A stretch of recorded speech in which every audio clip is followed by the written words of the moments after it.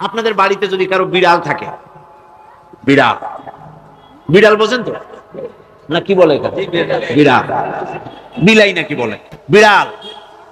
এই বিড়াল যদি আপনাদের কারো বাড়িতে থাকে, তো বিড়ালের প্রসবকালীন অবস্থা দেখবেন।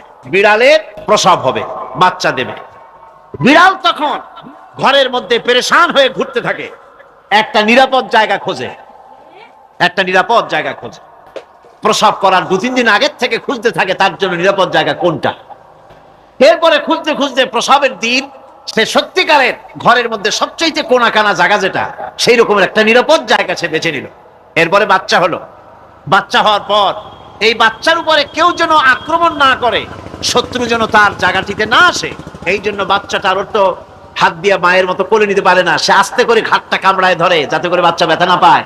ওইভাবে করে ঘাট কামড়ায় ধরে আজকে এই সিঁড়ির নিচে, কালকে ওই খাটের নিচে, পরশুদিন এই আলমারির কোনায়, এইভাবে বাচ্চাগুলি সরায় সরায় রেখে বাচ্চাকে প্রতিপালন করে। এই বিড়ালটাই হেদায়েত দিলটা কে? যিনি দিলেন তার নাম রব, তিনি হচ্ছেন রব্বুল আলামিন। সন্তান প্রতিপালনের ব্যবস্থা শুধু দুনিয়ার মানুষকেই দেন নাই, প্রাণী জগৎকেও দিয়েছেন। সুবহানাল্লাহ। বলেন, মুরগির বাচ্চা হলো, ডিমের থেকে বাচ্চা বেরোলো, এই বাচ্চাগুলি হয়েছে গতকাল। আজকে বাচ্চাগুলি আদার খাচ্ছে মায়ের সাথে, হঠাৎ করে একটা চিল এলো আর ওর মা একটা সিগন্যাল মারলো, সাথে সাথে বাচ্চাগুলি দৌড়াইয়া এমন পলান দিল, আপনি তো ভালো একাদশীর বাপেও তালাশ করে পাবে না যে মুরগির বাচ্চা পলাইলো কই। এখন ওই বাচ্চাটিকে এই সিগন্যাল সম্পর্কে কে অবহিত করলো যে এইরকম একটা আওয়াজ শুনলে এটা ভীতির আওয়াজ, এটা সাইরেন, এটা বিপদ সংকেত, এটা ডেঞ্জার সিগন্যাল, এটা শুনলে দেখলে তাড়াতাড়ি করে আত্মগোপন করবা। কে শিখাইলো? কে শিখাইলো? আল্লাহ পাক শিখাইছেন। এখন এক শ্রেণীর বুদ্ধিজীবী তারা আবার উল্টা কথা কয়। তারা বলে কি? তারা বলে যে মুরগি বাচ্চা, এই বাচ্চা যে দৌড় মারলো, এখানে আল্লাহ এইসব কিছু নাই, নাউযুবিল্লাহি মিন যালিক। তো এখানে কি আছে? কয় যে এখানে বিষয়টা হলো এই যে এই মুরগি আর মোরগ, ওর বাপ মা, এই দুজনের মধ্যে আছে সিলের ভয়, আছে শিয়ালের ভয়। ওই ভয় ওদের মধ্যে ছিল, এই মা বাপের ক্রসের মাধ্যমে বাচ্চা আসছে, কাজে ওই ভয়, বাপের যদি কোনো রোগ থাকে, মায়ের রোগ থাকে, তো এগুলি তো বাচ্চার মধ্যেও ঢোকে। তো ভয় হোক, সুখ হোক, দুঃখ হোক, এই অনুভূতি স্বাভাবিক প্রক্রিয়ার মাধ্যমে বাচ্চার মধ্যে ঢুকছে, আর সিল দেখে আওয়াজ শুনে সে আত্মগোপন করেছে। এইটা আমি পড়িয়া আমি আমার আলোচনা এক জায়গায় বললাম বুদ্ধিজীবীদের উদ্দেশ্যে, যদি সত্যি তাই হয়, মোরগ আর মুরগি মা বাবার মধ্যেই ভয় আছে বলে বাচ্চার মধ্যেই ভয় ঢুকছে, সেই জন্য সে আত্মগোপন করছে, তাহলে আবার মানুষের ব্যাপারে কথাটা আনি। মানুষেরা সাপের ভয় করে না মহব্বত করে? কথার জবাব দিলে না। যখন তখন মনে হয় আপনারা সাপ বুঝি ভালোবাসেন। সাপ আমরা সকলেই ভয় পাই, মায়ও ভয় পায়, বাবাও ভয় পায়। এই মায়ের গর্ভে সন্তান এসছে, সন্তানের বয়স 2 বছর, 2.5 বছর। ঘরের মধ্যে কেউ ছিল না, ঘরের মধ্যে একটা সাপ আসছে, একটা সুন্দর সাপ, দেখতে সুন্দর, কিন্তু সে সাপে কামড়ালে মানুষ মরে যায়। ওই সাপটা মাথা উঁচু করে ফনা ধরেছে। এই বাচ্চাটা কি সাপ দেখে দৌড় মারবে, না বাচ্চাটা ওই সাপটাকে ধরার জন্য সে এগিয়ে যাবে? কোনটা করবে? এগিয়ে যাবে। তাহলে মা বাপের ভয়, তাদের মা বাপের রক্তের মধ্যে, শিরার মধ্যে, সব জায়গায় সাপের ভয়, তার মাধ্যমে বাচ্চা এসে ওই বাচ্চার মধ্যে সাপের মহব্বত হইল কেন, ভয় হইল না কেন বাচ্চা অবস্থা? সুবহানাল্লাহ। আমার বন্ধুগণ, মুরগির বাচ্চাকে হেফাজত করার জন্য বুদ্ধিমান প্রাণী মানুষ তার কাছে নাই বলে আল্লাহ রব্বুল আলামিন তারে বাচ্চা অবস্থা থেকে বোঝার তৌফিক দিয়েছেন কোনটা ভয়ের আওয়াজ, কোনটা হলো বিপদের আওয়াজ। মানব সন্তানের প্রতিপালন করার জন্য তার মার বাবা আছে বলে ওই রকম করে পশুদের মতো আল্লাহ বানান নাই, তাকে হেফাজত করার জন্য মা বাপ আছে বলে এই দায়িত্ব আল্লাহ পাক মা বাপের উপরে ছেড়ে দিয়েছেন। মা বাপ তাকে হেফাজত করে। রুবুবিয়তের প্রতিপালন, হেদায়েতের এই প্রতিপালন আল্লাহ পাক মানুষকে এভাবে করে তাদেরকে হেদায়েত দিয়েছেন, তার পথের চলার দিশা দিয়েছেন। পিঁপড়ার খাদ্য সংগ্রহের ব্যাপারটা দেখেন। পিঁপড়ার আছে দারুণ ঘ্রাণ শক্তি। কোথায় খাবার? 5 তলায় আপনি মিষ্টি খাচ্ছেন, রসগোল্লা থুয়ে দেন, তারপরে দেখেন কোন জায়গায় দিয়ে পিঁপড়া এসে জমের খাওয়া খায়, ঠিক কিনা? দেখেন তার কত তীব্র ঘ্রাণ শক্তি, সেখানে চলে যাচ্ছে। তাকে হেদায়েত দেওয়া হয়েছে, তাকে ঘ্রাণ শক্তি দেওয়া হয়েছে। চিল, শকুন, ঈগল কোথায় থাকে বোঝেন না? মহাশূন্যে 3 থেকে 3.5 মাইল উপরে শকুন, বাজ, ঈগল উঠতে থাকে, খাবে কি? ওখানে তো তার খাবার ছড়ানো নেই। আল্লাহ হচ্ছেন এমন রব, আমাদের স্রষ্টা হচ্ছেন এমন রব, যিনি ওই চিল বা হাজার শকুন মহাশূন্যে যেগুলি উড়ে বেড়ায়, ওদেরকে আল্লাহ পাক এমন তীব্র দৃষ্টি শক্তি দান করেছেন, 3 মাইল উপর থেকেও ছাগল মুরগি মরা দেখলে ওখান থেকে সে ঝাঁপায় পড়ে তা খেতে পারবে। তাকে দেওয়া হচ্ছে দৃষ্টিশক্তি। এরকম করে যার যা প্রয়োজন, সমস্ত প্রয়োজনগুলি আল্লাহ মিটাচ্ছেন। এরই নাম হচ্ছে রুবুবিয়াতে ইলাহি। এটাই হচ্ছে আল্লাহ পাক রব, এটা তার অসংখ্য প্রমাণ। সেই জন্য আল্লাহ পাক বলেন আলহামদুলিল্লাহি রাব্বিল আলামিন। পড়েন সবাই, আলহামদুলিল্লাহি রাব্বিল আলামিন। সমস্ত প্রশংসা হচ্ছে আল্লাহ পাকের জন্য। কোন আল্লাহ? প্রথমে তো আল্লাহ বললাম, তারপর বললাম রব, এখন বলা হচ্ছে কোন রব? যিনি আলামিন, রব্বিল আলামিন, যিনি সমস্ত জাহানের রব। তাহলে বোঝা যাচ্ছে রব, জগৎ একটা না। জগৎ, কথা বুঝতেছেন আমার? জগৎ একটা নয়, অসংখ্য জগৎ আছে, বহুমাত্রিক জগতের কথা এখানে আল্লাহ পাক বলছে।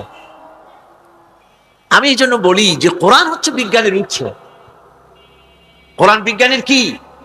বিজ্ঞানের আবিষ্কার যত বাড়বে, বিজ্ঞান চিরটা কাল কোরআনের কাছে ভিক্ষার হাত দিয়ে এতিমের মতো দাঁড়ায় থাকবে কিয়ামত। আজ পৃথিবীর বিজ্ঞানীরা বলছেন জগৎ সম্পর্কে, আমরা মনে করছি পৃথিবীটাকে, আমাদের কাছে জগৎ দুইটা। কয়টা জগৎ? একটা জগৎ হলো এইটা, ইহ জগৎ আর পরজগৎ, এছাড়া আর কিছু জানি না। এই দুইটাই জগৎ আমাদের কাছে। এখন দেখেন বিজ্ঞানীরা কি বলছে। বিজ্ঞানীরা বলছেন সৌর জগতে শুধু আমাদের সৌরজগৎটাই শেষ না, অসংখ্য সৌরজগৎ আছে মহাশূন্যে, অসংখ্য সৌরজগৎ। পৃথিবীর প্রতি 4 বিলিয়ন মানুষ যদি এক একটা সৌরজগৎ দখল করে, তাতেও সৌরজগৎ শেষ হবে না। আরো সহস্র সহস্র বিলিয়ন বিলিয়ন সৌরজগৎ আরো ফাঁকা পড়ে থাকবে। এত সৌরজগৎ আল্লাহ সৃষ্টি করেছেন। এই মহাশূন্যে বহুমাত্রিক জগতের কথা আল্লাহ পাক এখানে বলেছেন। এই পৃথিবী একটা জগৎ, এই মাটির তলায় আছে আর এক জগৎ, সমুদ্রের ভিতরে আছে পানির তলার আর এক জগৎ। আর মহাশূন্য যে কি তা আপনার মাথায় শূন্য হয়ে যাবে চিন্তা করতে করতে। এই জন্য বিজ্ঞানীরা, বড় বড় বিজ্ঞানী, এরা কিন্তু নাস্তিক হয় না। বর্তমান বিজ্ঞানীরা চিন্তা করে গবেষণা করে খেই হারিয়ে ফেলছে মহাশূন্যকে দেখে। যেখানে আছে গ্যালাক্সি, যেখানে আছে মিল্কি ওয়ে, যেখানে রয়েছে অসংখ্য তারকা, এই পৃথিবীটা মহাশূন্য আল্লাহ যেভাবে তৈরি করেছেন, সেই তুলনায় এই পৃথিবী একটা মার্বেলের চাইতে খুব বেশি একটা বড় কিছু হয় বলে মনে হয়। পৃথিবী যদি হয় একটা মার্বেলের মতো, তাহলে আমরা যে মানুষ, আমাদের অস্তিত্ব কোথায়? চিন্তা করেন। এবার মহাশূন্যে চলেন। মহাশূন্য সে কি বিশাল মহাশূন্য! একটা তারকা থেকে আর একটা তারকায় যদি যেতে হয়, তাহলে সহস্র সহস্র বিলিয়ন বছরের দরকার হবে। কি বছর? এ দুনিয়ার বছর না, আলোকবর্ষ, লাইট ইয়ার। আলো চলে প্রতি সেকেন্ডে কত? 1,86,000 মাইল। এই 1,86,000 মাইলের সেকেন্ড, এর মিনিট, এর ঘন্টা, এর দিন, এর মাস, এর বছর, এই আলোকবর্ষ। সহস্র সহস্র আলোকবর্ষ পার হয়ে যাবে এক তারকা থেকে আর এক তারকায় পৌঁছানো সুকঠিন। এ ধরনের অসংখ্য তারকা আল্লাহ পাক তৈরি করে রেখেছেন। সূর্য হচ্ছে পৃথিবীর চাইতে 13 লক্ষ গুণ বড়। এরকম সূর্য বিজ্ঞানীরা এখন বলছে, আগে বলতো 1 কোটি সূর্যের চাইতে বড় তারকা, এখন বলতেছে এই রকমের পৃথিবীর চাইতে 13 লক্ষ গুণ বড় যে সূর্য, এরকম 3 কোটি সূর্য খাইয়ে ফেলাইতে পারে। এরকম সহস্র সহস্র তারকা এক একটা গ্যালাক্সির ভিতরে আল্লাহ পাক তৈরি করে গেছে। এখন মনে হচ্ছে যে এই তারকাগুলি বড় না, এই তারকাগুলির চাইতে আবার বড় জিনিস কি, সেটাকে বলা হয় ব্ল্যাক হোল। সেটাকে বলা হয় ব্ল্যাক হোল, অন্ধকার কূপ। ব্ল্যাক হোল আবার ম্যানহোল বুঝবেন না, কিন্তু ম্যানহোলের ঢাকনা চুরি হয় যেমন। তবে একটা দৃষ্টান্ত আপনি বুঝতে পারেন, রাস্তায় রাস্তায় যেমন অসংখ্য ম্যানহোল আছে, ওই রকম করে মহাশূন্যে অসংখ্য ব্ল্যাক হোল আছে, একটা দুইটা না, অসংখ্য। এই ব্ল্যাক হোল আবার দেখা যায় না, অদৃশ্য ব্ল্যাক হোল। এই ব্ল্যাক হোলগুলো কি? এগুলি কোরআনে কারীমের মধ্যে আল্লাহ পাক বলেছেন, ফালা উকসিমু বিমাওয়াকিন নুজুম, ফালা উকসিমু বিমাওয়াকিন নুজুম, শপথ সেই পতন স্থানের যেখানে নক্ষত্র সমূহ ধ্বংস হয়ে যায়, ধ্বংসপ্রাপ্ত হয়, কসম সেই স্থান সমূহের। সুবহানাল্লাহ। এই অন্ধকার কূপের, এই অন্ধকূপের কসম করছেন আল্লাহ পাক। সেই অন্ধকূপটা কি?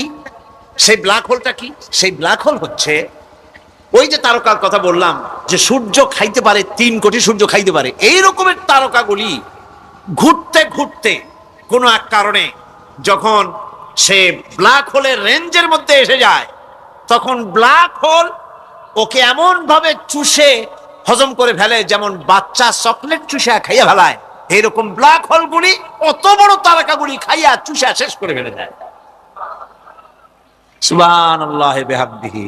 বিজ্ঞানীরা বলেছেন, আমাদের এই পৃথিবীটা, আল্লাহ না করুন কখনো, আমাদের এই পৃথিবীটা যদি কোনো ব্ল্যাক হোলের আওতায় পড়ে, ওর রেঞ্জে আসে, তাহলে মাত্র 2 সেন্টিমিটারের মধ্যে পৃথিবীটা তার ঘনত্ব লাভ করে ব্ল্যাক হোলের মধ্যে অদৃশ্য হয়ে যাবে, হারায় যাবে, অস্তিত্ব থাকবে না। আল্লাহ পাক, আশ্চর্য লাগে আমার, বিজ্ঞানের বইপত্র যখন পড়ি আমার কাছে আশ্চর্য লাগে, 1400 বছর আগে নবী কোন বিজ্ঞানাগারে পড়াশোনা করেন নাই, কোন সায়েন্স নিয়ে রিসার্চ করেন নাই, সেই নবীর মুখ থেকে এমন বিজ্ঞানময় কোরআন আল্লাহ বের করালেন যে আজকের পৃথিবীর মডার্ন যুগের বিজ্ঞানীরা কোরআনের কাছে এতিম হয়ে দাঁড়ায় আছে। পৃথিবীর কোন বিজ্ঞানী বলতে পারবে না যে কোরআনে কারিমের অমুক আয়াতটা আনসাইন্টিফিক, এটা হাদিস আমাদের বিজ্ঞানের সাথে মিল খায় না, এমন কথা বলতে পারবে না। বরং কোরআন সার্টিফাই করবে তোমার এই বক্তব্য, তোমার এই থিওরি মোস্ট আনসাইন্টিফিক, কোরআন বলবে। ওরা বলতে পারবে না যে আয়াতটা আনসাইন্টিফিক। সুতরাং কোরআন হচ্ছে মহান বিজ্ঞানময়, কোরআন হচ্ছে আল্লাহ পাকের দেওয়া এক মহান বিধান, যে কোরআনের কারণে আল্লাহ পাক আমাদেরকে হেদায়েত দান করেছেন। সুতরাং এই কোরআন হচ্ছে, কোরআনের মধ্যে যা আছে, গোটা কোরআনে যা আছে সব সূরা ফাতিহায় আছে। সুবহানাল্লাহি বিহামদিহি। আল্লাহ পাক বলছেন, আলহামদুলিল্লাহি রাব্বিল আলামিন। মুহাব্বতের সাথে পড়েন সবাই, আলহামদুলিল্লাহি রাব্বিল আলামিন। সমস্ত প্রশংসা, যাবতীয় প্রশংসা সে আল্লাহ পাকের, যিনি তামাম জাহানের পালনেওয়ালা রব। মানুষের সব প্রয়োজন তিনি মিটিয়েছেন। মানুষের জীবন ধারণের জন্য সব থেকে বড় প্রয়োজন পানি। সবচেয়ে বড় প্রয়োজন কি? পানি। জোরে কোন কি? পানি। জীবনের জন্য পানি এবং আর্দ্রতা, এই দুটি জিনিস অপরিহার্য, এছাড়া জীবন বাঁচবে না। আমরা দেখতে পাই সমুদ্র ভরা পানি মজুদ আছে, লক্ষ্য করেন, সমুদ্র ভরা পানি মজুদ আছে, নদী খাল বিল ভরা পানি মজুদ আছে, কিন্তু এটাই তো যথেষ্ট নয়। রব হচ্ছেন তিনি, যিনি এই বিশাল বিশাল পানির মজুদ থেকে বাতাসকে যিনি বলেন, যিনি প্রতিনিয়ত বাষ্পীয় আকারে পানিগুলিকে সমুদ্র থেকে উত্থিত করেন, পানিগুলিকে উত্থিত করেন মহাকাশে। আল্লাহ পাক বলেন, আল্লাহুল্লাযী আরসালার রিয়াহা ফাতুসিরু সাহাবা। বাষ্প হয়ে পানিগুলি আকাশে উত্থিত হয় এবং মহাকাশে যাওয়ার পর এই পানিগুলি, লবণাক্ত পানিগুলি আল্লাহর মেশিনে সেগুলি মিষ্টি হয়ে যায়। জোরে কোন সুবহানাল্লাহ। পানিগুলি মিষ্টি হয়ে গেল, ওই মিষ্টি পানি আল্লাহ রাব্বুল আলামিন নাজিল করে দিলেন। এবার বৃষ্টি কণা কণা হয়ে পড়লো, ফোঁটা ফোঁটা বৃষ্টি। আল্লাহ খুঁজে দেখলেন বৃষ্টির ফোঁটাগুলি পৃথিবীর প্রতিটি কণা তালাশ করে তৃষ্ণার্ত কণাগুলিকে আল্লাহ পাক ভিজায় দিলেন। সেই জন্য তার নাম হলো রব। তিনি হচ্ছেন রব, প্রয়োজন মিটান। পানি সবচেয়ে প্রয়োজন বেশি, সেই পানি আল্লাহ পাক এভাবে সরবরাহ করলেন। জমিনের চারিদিকে নদী নালা রেখেছেন, জমিনকে আর্দ্র করেছেন, জমিনের ভিতরের পানি মিষ্টি করেছেন, টিউবওয়েল মারলে পরে, পাম্প করলে পরে ভিতর থেকে মিঠা পানি আল্লাহ পাক বের করে দেন, সুবহানাল্লাহ। এই মিষ্টি পানির ব্যবস্থা করেছেন। এরপরে তিনি ওই আল্লাহ পাক মিষ্টি পানির ব্যবস্থা করে বৃষ্টির মাধ্যমে পৃথিবীতে ফসল উৎপাদনের ব্যবস্থা করে দিলেন। পাক কোরআনে কারীমের মধ্যে বলেছেন, ওয়াজআলনা মিনাল মাই কুল্লা শাইইন হাই। পানি দ্বারাই আমি সব বস্তুকে সজীব রাখি। বৈশিষ্ট্যের দিক থেকে পানির রয়েছে অনেক গুণ, আশ্চর্য গুণ। পৃথিবীর ৭৫% হচ্ছে পানি। আকাশ থেকে অর্থাৎ চাঁদ থেকে যখন চাঁদে ভ্রমণকারীরা যখন ছবি তুলেছে, তো সেই ছবিতে ব্লু রং এসেছে বেশি, সবুজ এসেছে কম। সবুজ হলো গাছপালা, আর ব্লু হচ্ছে পানি। সমুদ্রের পানির রং হচ্ছে নীল। মানুষের শরীরের ভিতরে ৬০% পানি, গাছের মধ্যে রয়েছে পানি। পানি ছাড়া পৃথিবীর বাঁচার কোনো পথ নাই। আবার দেখেন, প্রচন্ড শীতের কারণে, ঠান্ডার কারণে যেসব এলাকায়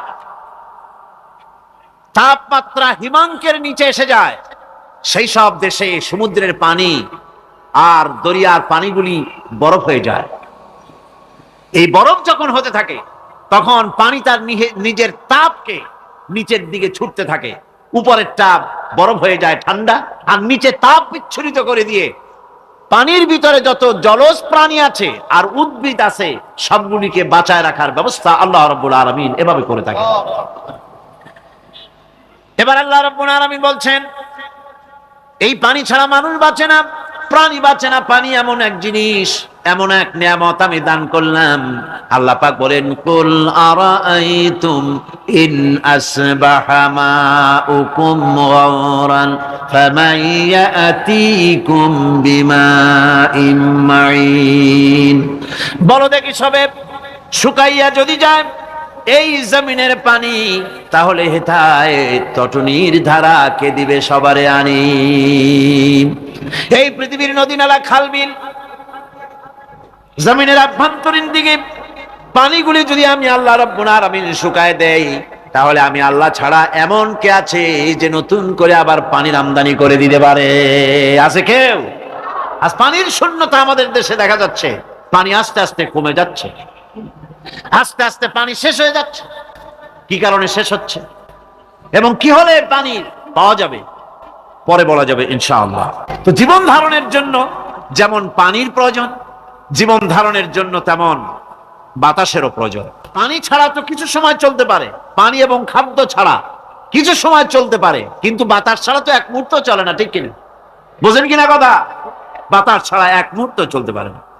অথচ আল্লাহ রাব্বুল আলামিন এই বাতাস দিয়ে গোটা আকাশকে, শূন্য জায়গাগুলি বাতাস দিয়ে ভরে রেখেছেন, যাতে করে কারো বাতাসের কোনো অসুবিধা না হয়, শ্বাস করতে কোনো কষ্ট না হয়। প্রাণী জগৎকে বাতাস দিয়ে বাঁচিয়ে রাখার জন্য আল্লাহ পাক মহাশূন্যকে এভাবে সব এলাকা বাতাস দিয়ে ভরে রেখেছেন। এই জন্য তার নাম হচ্ছে রব। এটাই হচ্ছে রুবুবিয়তের নমুনা। আমার ভাইয়েরা, আল্লাহ রাব্বুল আলামিন পানি দিলেন, বাতাস দিলেন, খাদ্যের ব্যবস্থা করে দিলেন। শস্য শ্যামল এলাকায় আল্লাহ পাক সব জায়গাগুলিতে শস্য শ্যামল হোক অথবা উষর ধূসর মরুভূমি হোক, সারা পৃথিবী জুড়ে আল্লাহ রাব্বুল আলামিন খাবারের দস্তরখান বিছায় রেখেছেন। ওয়ামা মিন দাব্বাতিন ফিল আরদি ইল্লা আলাল্লাহি রিজকুহা। এই পৃথিবীর বুকে এমন কোন বিচরণশীল জীব নাই যেই জীবের রিজকের দায়িত্ব আমি আল্লাহ আমার নিজ হাতে গ্রহণ করি নাই। জোরে বলেন সুবহানাল্লাহ। সব রিজেক আমি ছড়াই রেখেছি বিশ্ব জুড়ে সর্বত্র।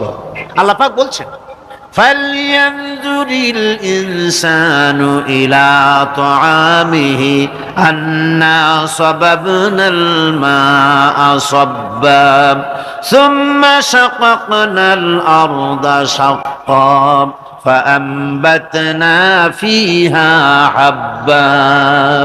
আল্লাহ পাক বলছেন, মানুষের উচিত নিজ খাদ্যাদির দিকে লক্ষ্য করা, নিজের খাদ্যের দিকে লক্ষ্য করা। যেহেতু এই খাদ্য প্রতিদিন তার সামনে আসে, এদিকে তার লক্ষ্য করা উচিত।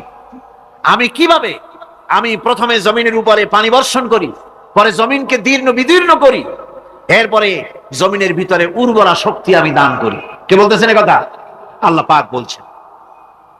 এরপরে আমি নানান জাতের ফসল ফলন তোমাদের জন্য আমি দান করে দেই। খাদ্যের দিকে নজর করতেই জন্য আল্লাহ পাক বলেছেন, মানুষ চতুর্দিক থেকে তো চোখ ফিরাতে পারে, মুখ ফিরাতে পারে, কিন্তু খাদ্যের দিকে তার নজর করতেই হয়। সকালে, দুপুরে, বিকালে, রাত্রে সব সময় তার সামনে খাবার আছে। আল্লাহ পাক বলেন, খাবারের দিকে একটু নজর করো, কেমন ভাবে কি সুন্দর করে খাবারগুলি তৈরি করে দিয়েছি, শুরু কিভাবে হলো, পরিপক্ক কিভাবে হলো, সেদিকে তোমরা লক্ষ্য করো। সে লক্ষ্য তো করা নাই, সমানে খায়, বিসমিল্লাহ বলে না, আলহামদুলিল্লাহ বলে না, পাইকারি দরে খাইতেই থাকে। আল্লাহ পাক বলছেন খাদ্যাদির দিকে লক্ষ্য করো। এই যে চাউল তোমরা খাচ্ছ, আটা খাচ্ছ, গম খাচ্ছ, মাছ খাচ্ছ, গোশ খাচ্ছ, তাম পৃথিবীর সমস্ত বিজ্ঞানীরা একত্রিত হয়ে একটা চাউল বানাইতে পারবে? জোরে কোন পারবে? না পারবে। পারবে প্লাস্টিকের চাউল খাবে আর কলেরা হয়ে মরবে। পৃথিবীর সমস্ত বিজ্ঞানীরা একত্রিত হয়ে একটি চাউল বানাতে পারবে না, একটা ডিম বানাতে পারবে না। পারবে একটা ডিম বানাতে? পারবে না। বিজ্ঞানীদের প্রশংসা আমরা করি, হ্যাঁ করি, বিজ্ঞানীরা অনেক কিছু বিশ্বকে উপহার দিয়েছে, কিন্তু মূল রবের কাছে আমরা যাই না, তাকে চিনতেও পারি না, সেখানে যাই না। বিজ্ঞানীরা কি করেছে? আল্লাহর বানানো জিনিসগুলি তারা ডিজাইন করেছে। ডিজাইন করতে তো নিষেধ নাই, আর ডিজাইন করাই যায়, সৃষ্টি করতে পারে না। বিজ্ঞানীরা সৃষ্টি করে নাই, ডিজাইন করেছে। কিরকম? আল্লাহ পাক চাউল তৈরি করেছেন। চাউল তৈরি করেছে কে? বলেন না সবাই। এখন আপনারা সেই চাউল দিয়ে পিঠা বানান, পায়েস বানান, সেই চাউল দিয়ে ভাপা পিঠা, আরো কি যেন খায় চট্টগ্রামে, রস দিয়া, ওটা কি কয়? দই পিঠা নাকি ধোঁয়া পিঠা। তো এইভাবে করে আপনি ডিজাইন তৈরি করছেন।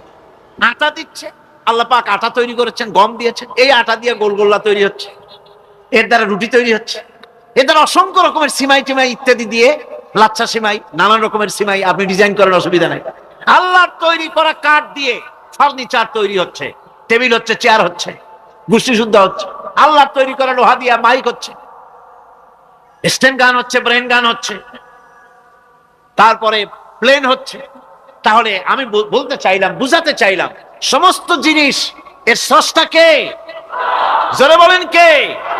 বিজ্ঞান শুধু এগুলিকে এক জায়গায় করে অ্যাসেম্বল করছে, এগুলিকে এক জায়গায় করে এক একটা রূপ দিয়েছে।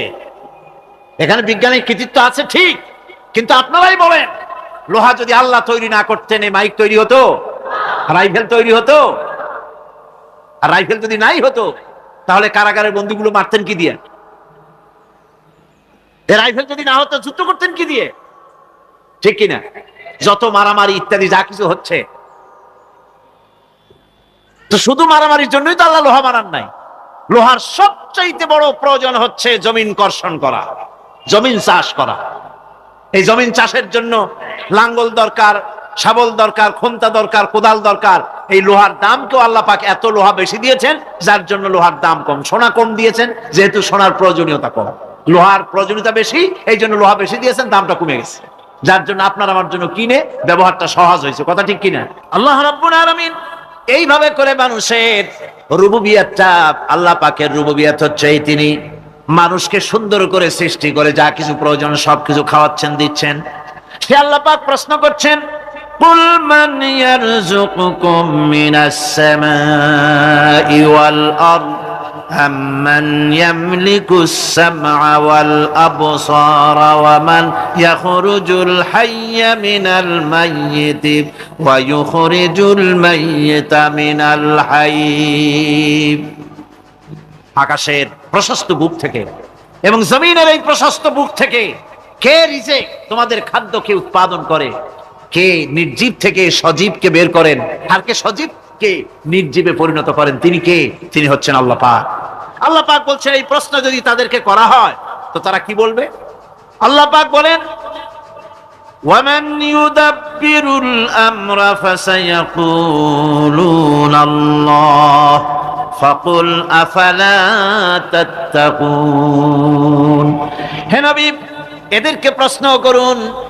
এদেরকে যদি প্রশ্ন করা হয়, এই পৃথিবীর সুন্দর পরিচালনা পদ্ধতি কে করেন, তাহলে তারা এক কথায় বলবে, নিজের থেকেই বলবে আল্লাহ। কে করছেন সব? কেউ, সবকিছু আল্লাহ। আল্লাহ পাক বলেন নবী তাহলে তাদেরকে বলেন, এ কথা জানার পর, এ কথা বোঝার পরেও কেন তারা ঔদাসীন্যতা দেখাচ্ছে, কেন তারা গাফিল হয়ে যাচ্ছে, কেন তারা আল্লাহ পাককে ভয় করে তার পথের অনুসারী হচ্ছে না? যে আল্লাহ রাব্বুল আলামিন এত কিছু করছেন, তিনি তার পরিচয় সম্পর্কে বলে দিচ্ছেন, ফাযালিকুমুল্লাহু রাব্বুকুমুল হক ফামাযা বা'দাল হক ইল্লাদ দালাল। নিশ্চয়ই এসবের মূলে রয়েছেন তোমাদের রব, আমাদের আল্লাহ, আমাদের রব। সুতরাং উজ্জ্বল সত্য প্রকাশিত হওয়ার পর গোমরাহি ছাড়া আর কিছুই বাকি থাকে না। সুতরাং যারা সত্যের পথের অনুসরণ করতে চায়, রবকে চিনতে হবে, আল্লাহ পাককে জানতে হবে এবং তাকে অনুসরণ করতে হবে, তাকে রব হিসাবে চিনতে হবে। এটা হচ্ছে সেই রুবুবিয়াত ইলাহি যার দিকে হযরত মুসা আলাইহিস সালাম ইঙ্গিত করেছিলেন ফিরআউন যখন তাকে প্রশ্ন করেছিলেন, ফামান রাব্বুকুমা ইয়া মুসা, হে মুসা তোমাদের দুজনের রব কে? তোমাদের রব, তোমাদের প্রভু কে? তিনি জবাব দিলেন, রব্বুনাল্লাযী আ'তা কুল্লা শাইইন খালকাহু সুম্মা হাদা। রব হচ্ছেন আমাদের তিনি, যিনি নাকি আমাদের প্রতিপালক, আমাদেরকে সৃষ্টি করেছেন এবং আমাদেরকে হেদায়েত দিয়েছেন, সঠিক পথের দিশা দিয়েছেন। এখানে হেদায়েত হচ্ছে, এখানে হেদায়েত শব্দের অর্থ হচ্ছে সৃষ্টি শুধু করেন নাই, তাকে চলা, তার খাদ্য অনুসন্ধানে, তাকে বেঁচে থাকার সবকিছুর উপকরণ, এর কমন সেন্স, এর সাধারণ জ্ঞান আল্লাহ পাক তার সাথে দিয়েছেন। তিনি হচ্ছেন রব। আমাদের ভাগ্য কত সুপ্রসন্ন, আমরা ভাগ্যবান, কারণ কোরআন শোনার সুযোগ আল্লাহ পাক করে দিয়েছেন।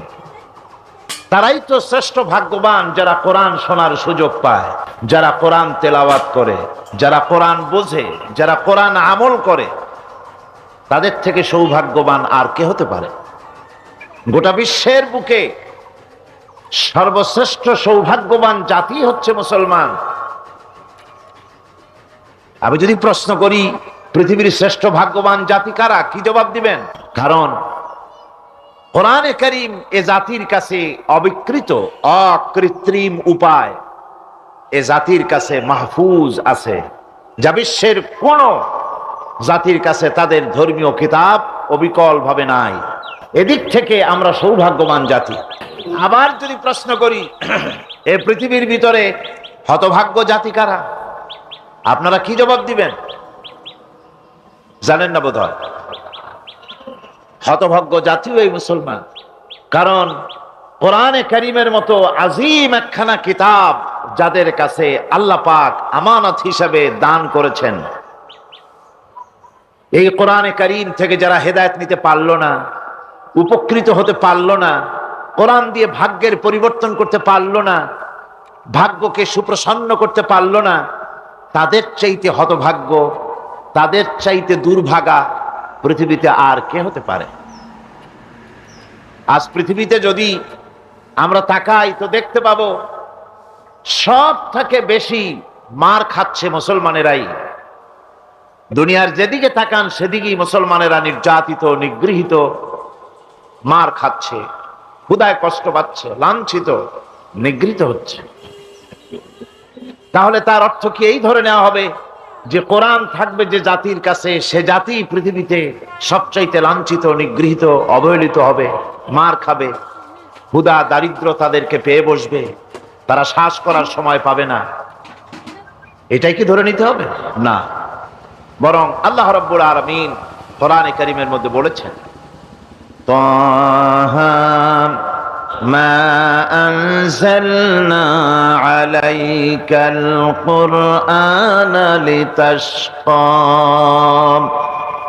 হে নবী, কোরআনে কারীম আমি আপনার প্রতি অবতীর্ণ করেছি এই জন্যে যে কোরআন আপনার ভাগ্যকে সৌভাগ্যে পরিণত করে দেবে, আপনাকে সৌভাগ্যবান বানাবে।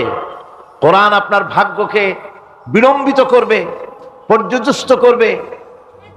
আপনি ভাগ্যহারা হবেন, হতভাগ্য হবেন। এই জন্য তো কোরআন দেয়নি, কোরআন দিয়েছি ভাগ্যকে চমকায় দেওয়ার জন্য। যে কোরআন এলো, কোরআনের ধারক বাহকদের ভাগ্যের উন্নতির জন্য সেই জাতি আজ কোরআন হারা হয়ে, কোরআন ছাড়া হয়ে পৃথিবীতে লাঞ্ছিত, অবমানিত। কোরআনই পারে একটা জাতিকে সঠিক পথ প্রদর্শন করতে। কোরআন পারে একটা জাতির আকীদা, বিশ্বাসকে দৃঢ় করে দিতে, বদ্ধমূল করে দিতে। সত্যিকারের মানুষ বানাতে পারে কোরআন। মানুষ বানাতে পারে কে? কোরআন। আমি এই জন্য মাঝে মধ্যে বলি, এই পৃথিবীতে যদি কোরআন না আসতো, এই পৃথিবীতে যদি নবী না আসতেন, এই পৃথিবীতে যদি আল্লাহ নবী না পাঠাতেন, কোরআন না দিতেন, কিতাব না দিতেন, ইসলাম না দিতেন, শুধু মানুষ পৃথিবীতে বাস করত, তাহলে এই বিশ্বের সমস্ত মানব মণ্ডলী যেখানে বাস করত, এই পৃথিবীটা মানুষের পৃথিবী বলা চলতো না। এই পৃথিবী হতো একটা পশুর বিচরণ ক্ষেত্র। কোরআন মানুষকে মানুষ বানিয়েছে। লাইসাল বিররা আন তুওয়াল্লু ওয়ুজুহাকুম কিবালাল মাশরিকি ওয়াল মাগরিবি ওয়ালাকিন্নাল বিররা মান আমানা বিল্লাহি ওয়াল ইয়াউমিল আখিরি ওয়াল মালাইকাতি ওয়াল কিতাবি ওয়ান নাবিয়্যিন। পূর্ব পশ্চিমে মুখ ঘুরানো, পূর্ব পশ্চিমে মুখ ফিরানো, এটাই পুণ্যবান, নেককার, সৎকার হওয়ার জন্য যথেষ্ট নয়। প্রকৃতপক্ষের মুমিন নেককার হওয়ার জন্য যে শর্তগুলি আল্লাহ পাক আরোপ করেছেন, তা হচ্ছে, 1 নম্বরে কি মনে আছে?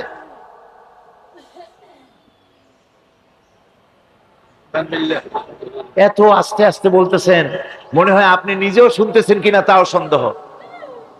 এর 1 নম্বরে হচ্ছে, কিছু আবার চালাক লোক আছে, তারা সহজে কোনো কথার জবাব দেয় না। তারা ভাবে যে জবাব না দেওয়াই বুদ্ধিমানের কাজ, কোনটা বলে কোন প্যাচে পড়ি। আল্লাহ পাক আমাদের জেহেন শক্তি, স্মৃতি শক্তি যেন বৃদ্ধি করে দেন, বলেন আমিন। আমরা যেন যা কোরআন হাদিসের শুনি তা যেন মনে রাখতে পারি, যা খারাপ কথা শুনি তা যেন ভুলে যাই, যা ভুল কথা শুনি তা যেন ভুলে যাই, আর যা হক কথা তা যেন মৃত্যু পর্যন্ত আল্লাহ স্মরণ রাখার তৌফিক দেন। এর প্রথম কথাই ছিল ঈমান বিল্লাহ, আল্লাহর প্রতি ঈমান। 2 নম্বরে ছিল পরকালে বিশ্বাস। এই দুটি কথা আমরা আলোচনা করে ফেলেছি। ঈমান বিল্লাহ তো আলোচনা করেছি গত বছর, আর গতকালকে আলোচনা করেছি কি বলুন তো? পরকালের উপরে বিশ্বাস। আজকে আপনাদের সামনে আমি আলোচনা করব ইনশাআল্লাহ ফেরেশতা এবং কিতাব, এই দুটি জিনিসের উপরে, মালাইকা এবং কিতাব। ফেরেশতার উপরে ঈমান আনতে হবে, কিতাবের উপরে ঈমান আনতে হবে। শুধু পূর্ব পশ্চিমে কতগুলো সেজদা দিলেই, এতে যদি কপালে দাগও পড়ে যায়, এটি একটি উপমা আল্লাহ দিয়েছেন, একটা উপমা, একটা দৃষ্টান্ত দিয়েছেন যে পূর্ব পশ্চিমে মুখ ঘুরানো এটা একটি উপমামূলক কথা। এটাই যথেষ্ট নয়, ঈমান আনতে হবে, বিষয়টা বুঝতে হবে, আকীদাকে মজবুত করতে হবে। আজকে মালাইকা, ফেরেশতা সম্পর্কে আমরা আলোচনা করব, তারপরে কিতাব সম্পর্কে আলোচনা করব। ওমা তৌফিকি ইল্লা বিল্লাহ।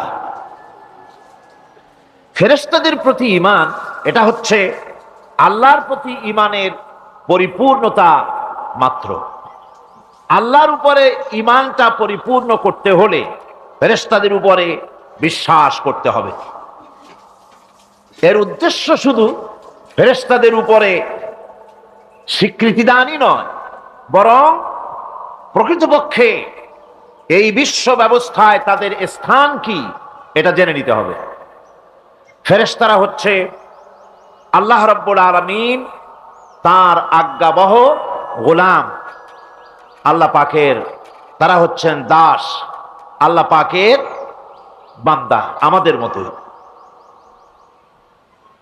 আমরা যেমন আল্লাহর গোলাম, ফেরেশতারাও আল্লাহর গোলাম।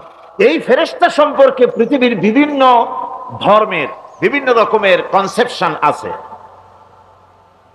এই ফেরেশতাদেরকে ইংরেজিতে অ্যাঞ্জেল বলা হয়। যার চরিত্র খুব ভালো লাগে লোকেরা বলে অ্যাঞ্জেলিক ক্যারেক্টার, এটা ফেরেশতা ধরনের চরিত্র লোকটার, এরকম বলে থাকে। সুতরাং খ্রিস্টান হোক, ইহুদি হোক, আর হিন্দু হোক, যে কোনো জাতের লোক হোক, ফেরেশতায় তারা বিশ্বাস করে। আর এই ফেরেশতাদের উপরে তাদের বিশ্বাসটা হচ্ছে বিকৃত। কি ধরনের? কারো মতে ফেরেশতা হচ্ছে প্রকৃতির সন্তান, কারো মতে ফেরেশতা হচ্ছে আল্লাহর মেয়ে। নাউযুবিল্লাহি মিন যালিক। যার কারণে সূরা আন-নাজমের মধ্যে আল্লাহ পাক এর প্রতিবাদ করেছেন। আল্লাহ পাক বলছেন, ওরা দাবি করলো ফেরেশতা হচ্ছে আল্লাহর মেয়ে। আল্লাহ পাক বলছেন, আলাকুমুদ যাকারু ওয়া লাহুল উনসা তিলকা ইযান কিসমাতুন দিজা। কি হে, তোমরা ছেলেগুলি নিজেদের জন্য নিয়ে নিলে আর মেয়েগুলি আমার ভাগে ফেলে দিলে, এটা কি ধরনের অসম বন্টন? ফেরেশতাকে তারা বলেছে আল্লাহর মেয়ে, আবার কেউ বলেছে ফেরেশতারা আল্লাহর ছেলে। তারপরে কেউ কেউ বলেছে ফেরেশতা হচ্ছে আল্লাহর মদদগার, আবার কেউ কেউ বলেছে ফেরেশতা হচ্ছে মানুষের অভিযোগ শ্রবণকারী, মানুষের প্রয়োজন পূরণকারী। এখন এসব ধারণা এবং বিশ্বাসের কারণে দুনিয়ায় শিরক এবং বিদআতের প্রচলন ঘটেছে। কোরআনে কারীম বিশ্ব ব্যবস্থায় ফেরেশতাদের অবস্থান কি সেটা পরিষ্কার করতে চায়, যাতে করে শিরকের সমস্ত দরওয়াজা বন্ধ হয়ে যায় আর তাওহীদের দরজা নির্ভেজাল ভাবে খুলে যায়। ইসলামের মূল বক্তব্যই হচ্ছে তাওহীদকে প্রতিষ্ঠা করা। কি প্রতিষ্ঠা করা? তাওহীদকে প্রতিষ্ঠা করা, আর শিরক আর বিদআতের শিকড় শুদ্ধ তুলে ফেলা। এটাই হচ্ছে ইসলামের মূল আইডিয়া।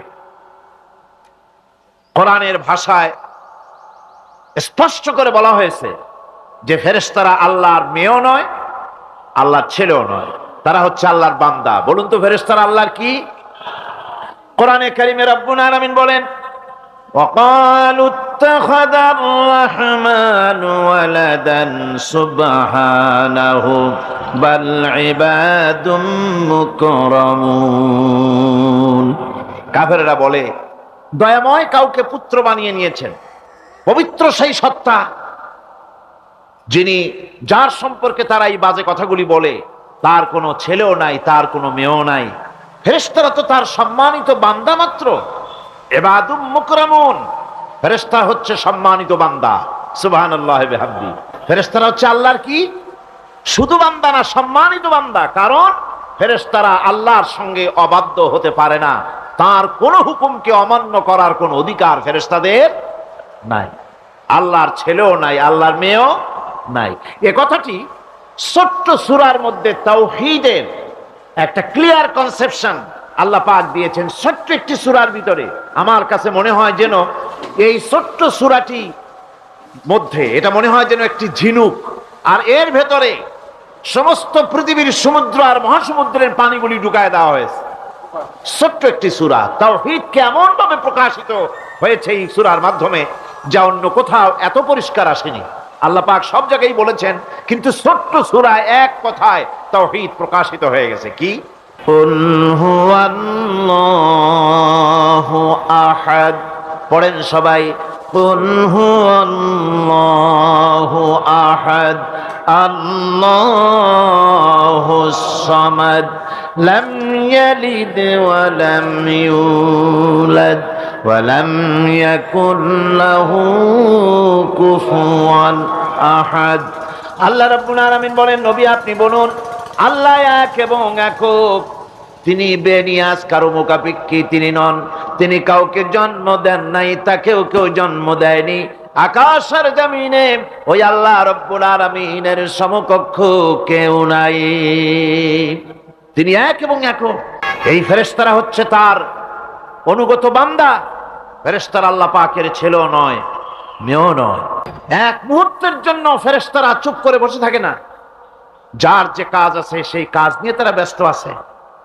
তারা অজিফা পাঠ, তাসবিহ পাঠের মধ্যে ব্যস্ত থাকে। অগণিত অসংখ্য ফেরেশতা, কেউ তো সেজদায় পড়ে আছে, কেউ রুকুতে পড়ে আছে, কেউ নামাজে দাঁড়ায় আছে, কেউ তো তাসবিহ পাঠ করতেছে।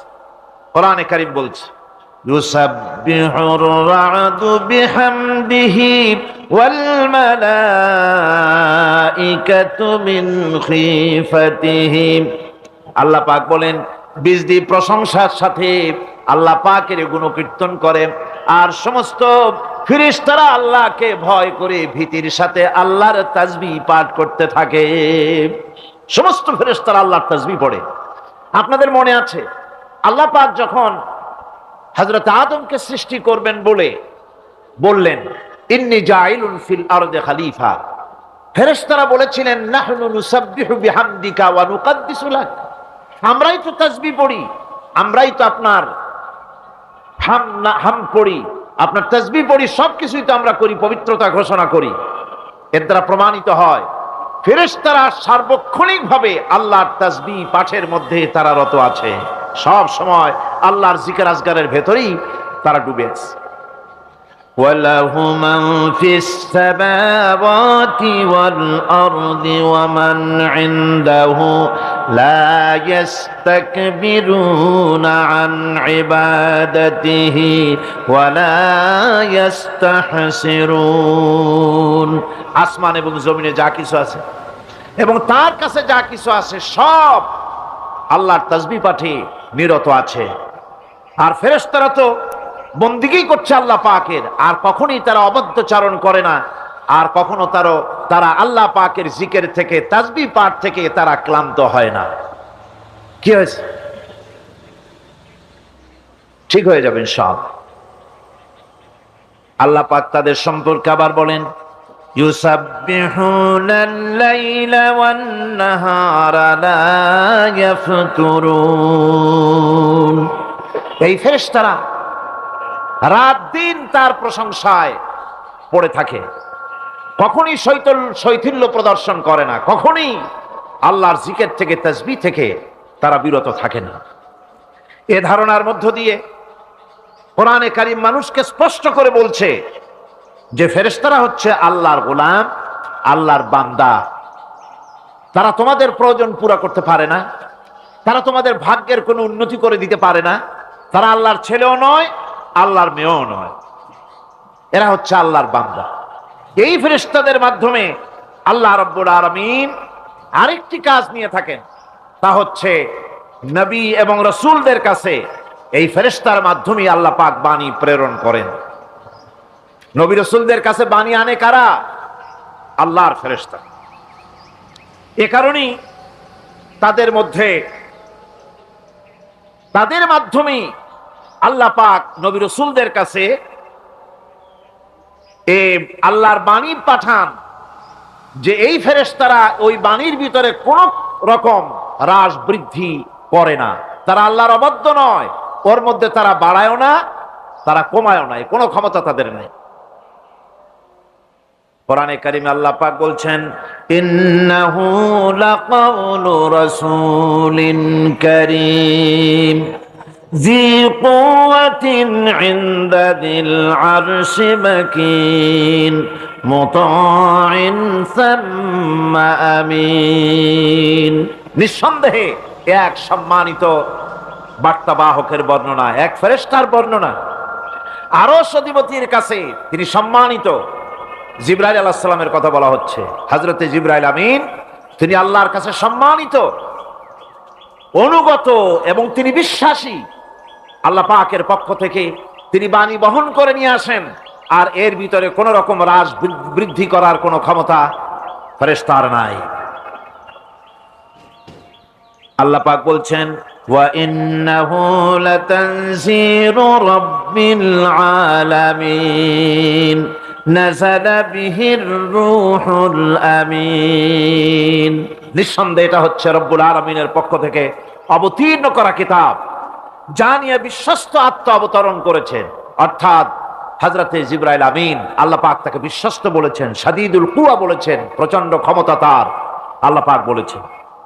এর থেকে জানা গেল যে ফেরেশতাদের প্রতি ঈমান শুধু আল্লাহর প্রতি ঈমানের জন্যই নয়, বরং কিতাবের প্রতি, নবীদের প্রতি ঈমান আনার জন্য ফেরেশতাদের প্রতি ঈমান আনা জরুরি। ফেরেশতাদের উপর ঈমান আনা কি জরুরি, অত্যন্ত জরুরি। ফেরেশতাদের উপর তৃতীয় আরেকটি কারণে ঈমান আনতে হয়, সেটা হচ্ছে আল্লাহ পাক তাদের মাধ্যমেই কাজগুলি করে থাকেন। ফেরেশতারা হচ্ছে আল্লাহ পাকের রাষ্ট্রীয় কর্মচারী, আল্লাহ পাকের স্টাফ।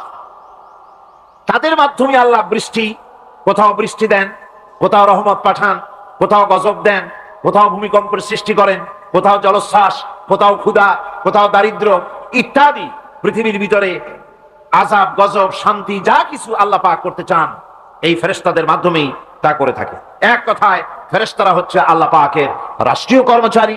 এই কথা এভাবেই বিশ্বাস করতে হবে যে ফেরেশতারা কখনো অবাধ্য হয় না, অবাধ্য হওয়ার কোনো ক্ষমতাই তাদের নাই। তারা আল্লাহ পাকের বাধ্যগত আজ্ঞাবহ কর্মচারী। ফেরেশতাদের উপরে ঈমানটা এই পর্যন্তই আমি আপনাদের সামনে বললাম। ফেরেশতাদের প্রতি ঈমান আনার ব্যাপারে এই তিনটি কথা আপনাদের সামনে পেশ করেছি। এখন 3 নম্বরে যে কথাটি বিশ্বাস করতে হবে সেটা হলো কিতাব। কিসের উপর ঈমান? কিতাবের প্রতি ঈমান। ইসলামের পরিভাষায় কিতাব বলতে বোঝানো হয় সেই বাণীকে, সেই নির্দেশকে, সেই গ্রন্থকে। বড় বড় কিতাব, তার মধ্যে সর্বশেষ যে কিতাবখানি তার নাম হচ্ছে কোরআন। জোরে বলেন তার নাম কি? আল কোরআন। এটি হচ্ছে সবচেয়ে বড় কিতাব এবং মুকাম্মাল কিতাব। অন্যান্য কিতাবগুলিতে যা বলা হয়েছে তার থেকে অনেক বেশি শরীয়তকে মুকাম্মাল করে আল্লাহ রাব্বুল আলামিন কোরআনে কারীমের মধ্যে এটাকে পরিপূর্ণ করে দিয়েছেন। নবুয়ত আর কিতাব দুটির জিনিসের ভিতরে একটা সম্পর্ক আছে। নবুয়ত এবং কিতাব দুটোই আল্লাহর পক্ষ থেকে আসছে। নবুয়ত আসছে কার কাছ থেকে? আর কিতাব আসছে আল্লাহর কাছ থেকে। নবুয়ত এর দাবি কেউ নিজের থেকে করতে পারে না।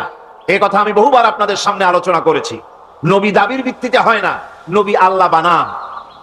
ইলেকশন করে, নির্বাচন করে এমপি বানানো যায়, মন্ত্রী বানানো যায়, প্রেসিডেন্ট বানানো যায়, চেয়ারম্যান বানানো যায়, মেম্বার বানানো যায়, কিন্তু ইলেকশন করে নবী বানানো যায় না। নবী ইলেকশনে হয় না, নবী হয় কিসে? সিলেকশন। নবী কিসে হয়? সিলেকশনে। সিলেকশনটা করেন কে? আল্লাহ রাব্বুল আলামিন। সুতরাং নবী আল্লাহর কাছ থেকে আসে আর কিতাবও আল্লাহর কাছ থেকে আসে। নবী যদি কিতাব ছাড়া আসতেন, খুব ভালো করে বোঝেন, নবী যদি কিতাব ছাড়া আসতেন আর কিতাব যদি নবী ছাড়া আসতো, তাহলে মানুষের ধর্ম পালন, জীবনের কর্তব্যবোধ, জীবন পরিচালনা এবং ধর্মকে অনুধাবন করা দারুণভাবে সুকঠিন হয়ে পড়তো। কোরআনের নমুনাই হচ্ছে, কিতাবের নমুনা হচ্ছেন আম্বিয়ারা। আম্বিয়া আলাইহিমুস সালাম, তারা হচ্ছেন কিতাবের নমুনা। কিতাবও যার, নবীও সেই আল্লাহ সুবহানাহু ওয়া তাআলা। কোরআন হচ্ছে একটা থিওরি, আর নবীরা হচ্ছেন, কিতাব হচ্ছে থিওরি, নবীরা হচ্ছেন তার প্র্যাকটিক্যাল।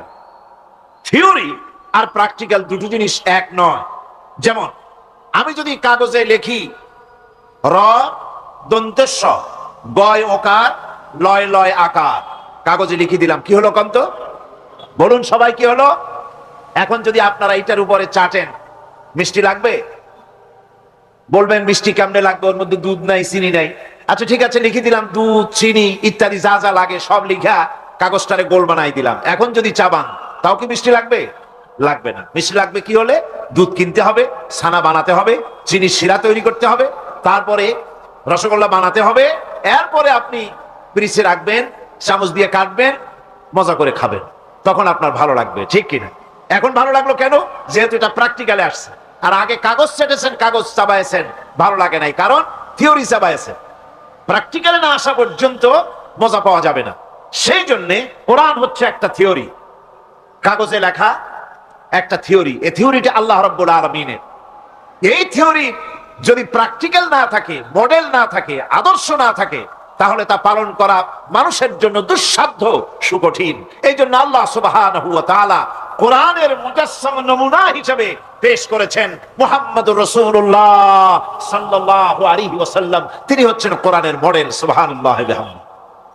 যার জন্য তিনি স্পষ্ট করে বলতে পেয়েছেন যে কথা কেউ বলতে সাহস পায়নি, যে কথা নবী বলেছেন।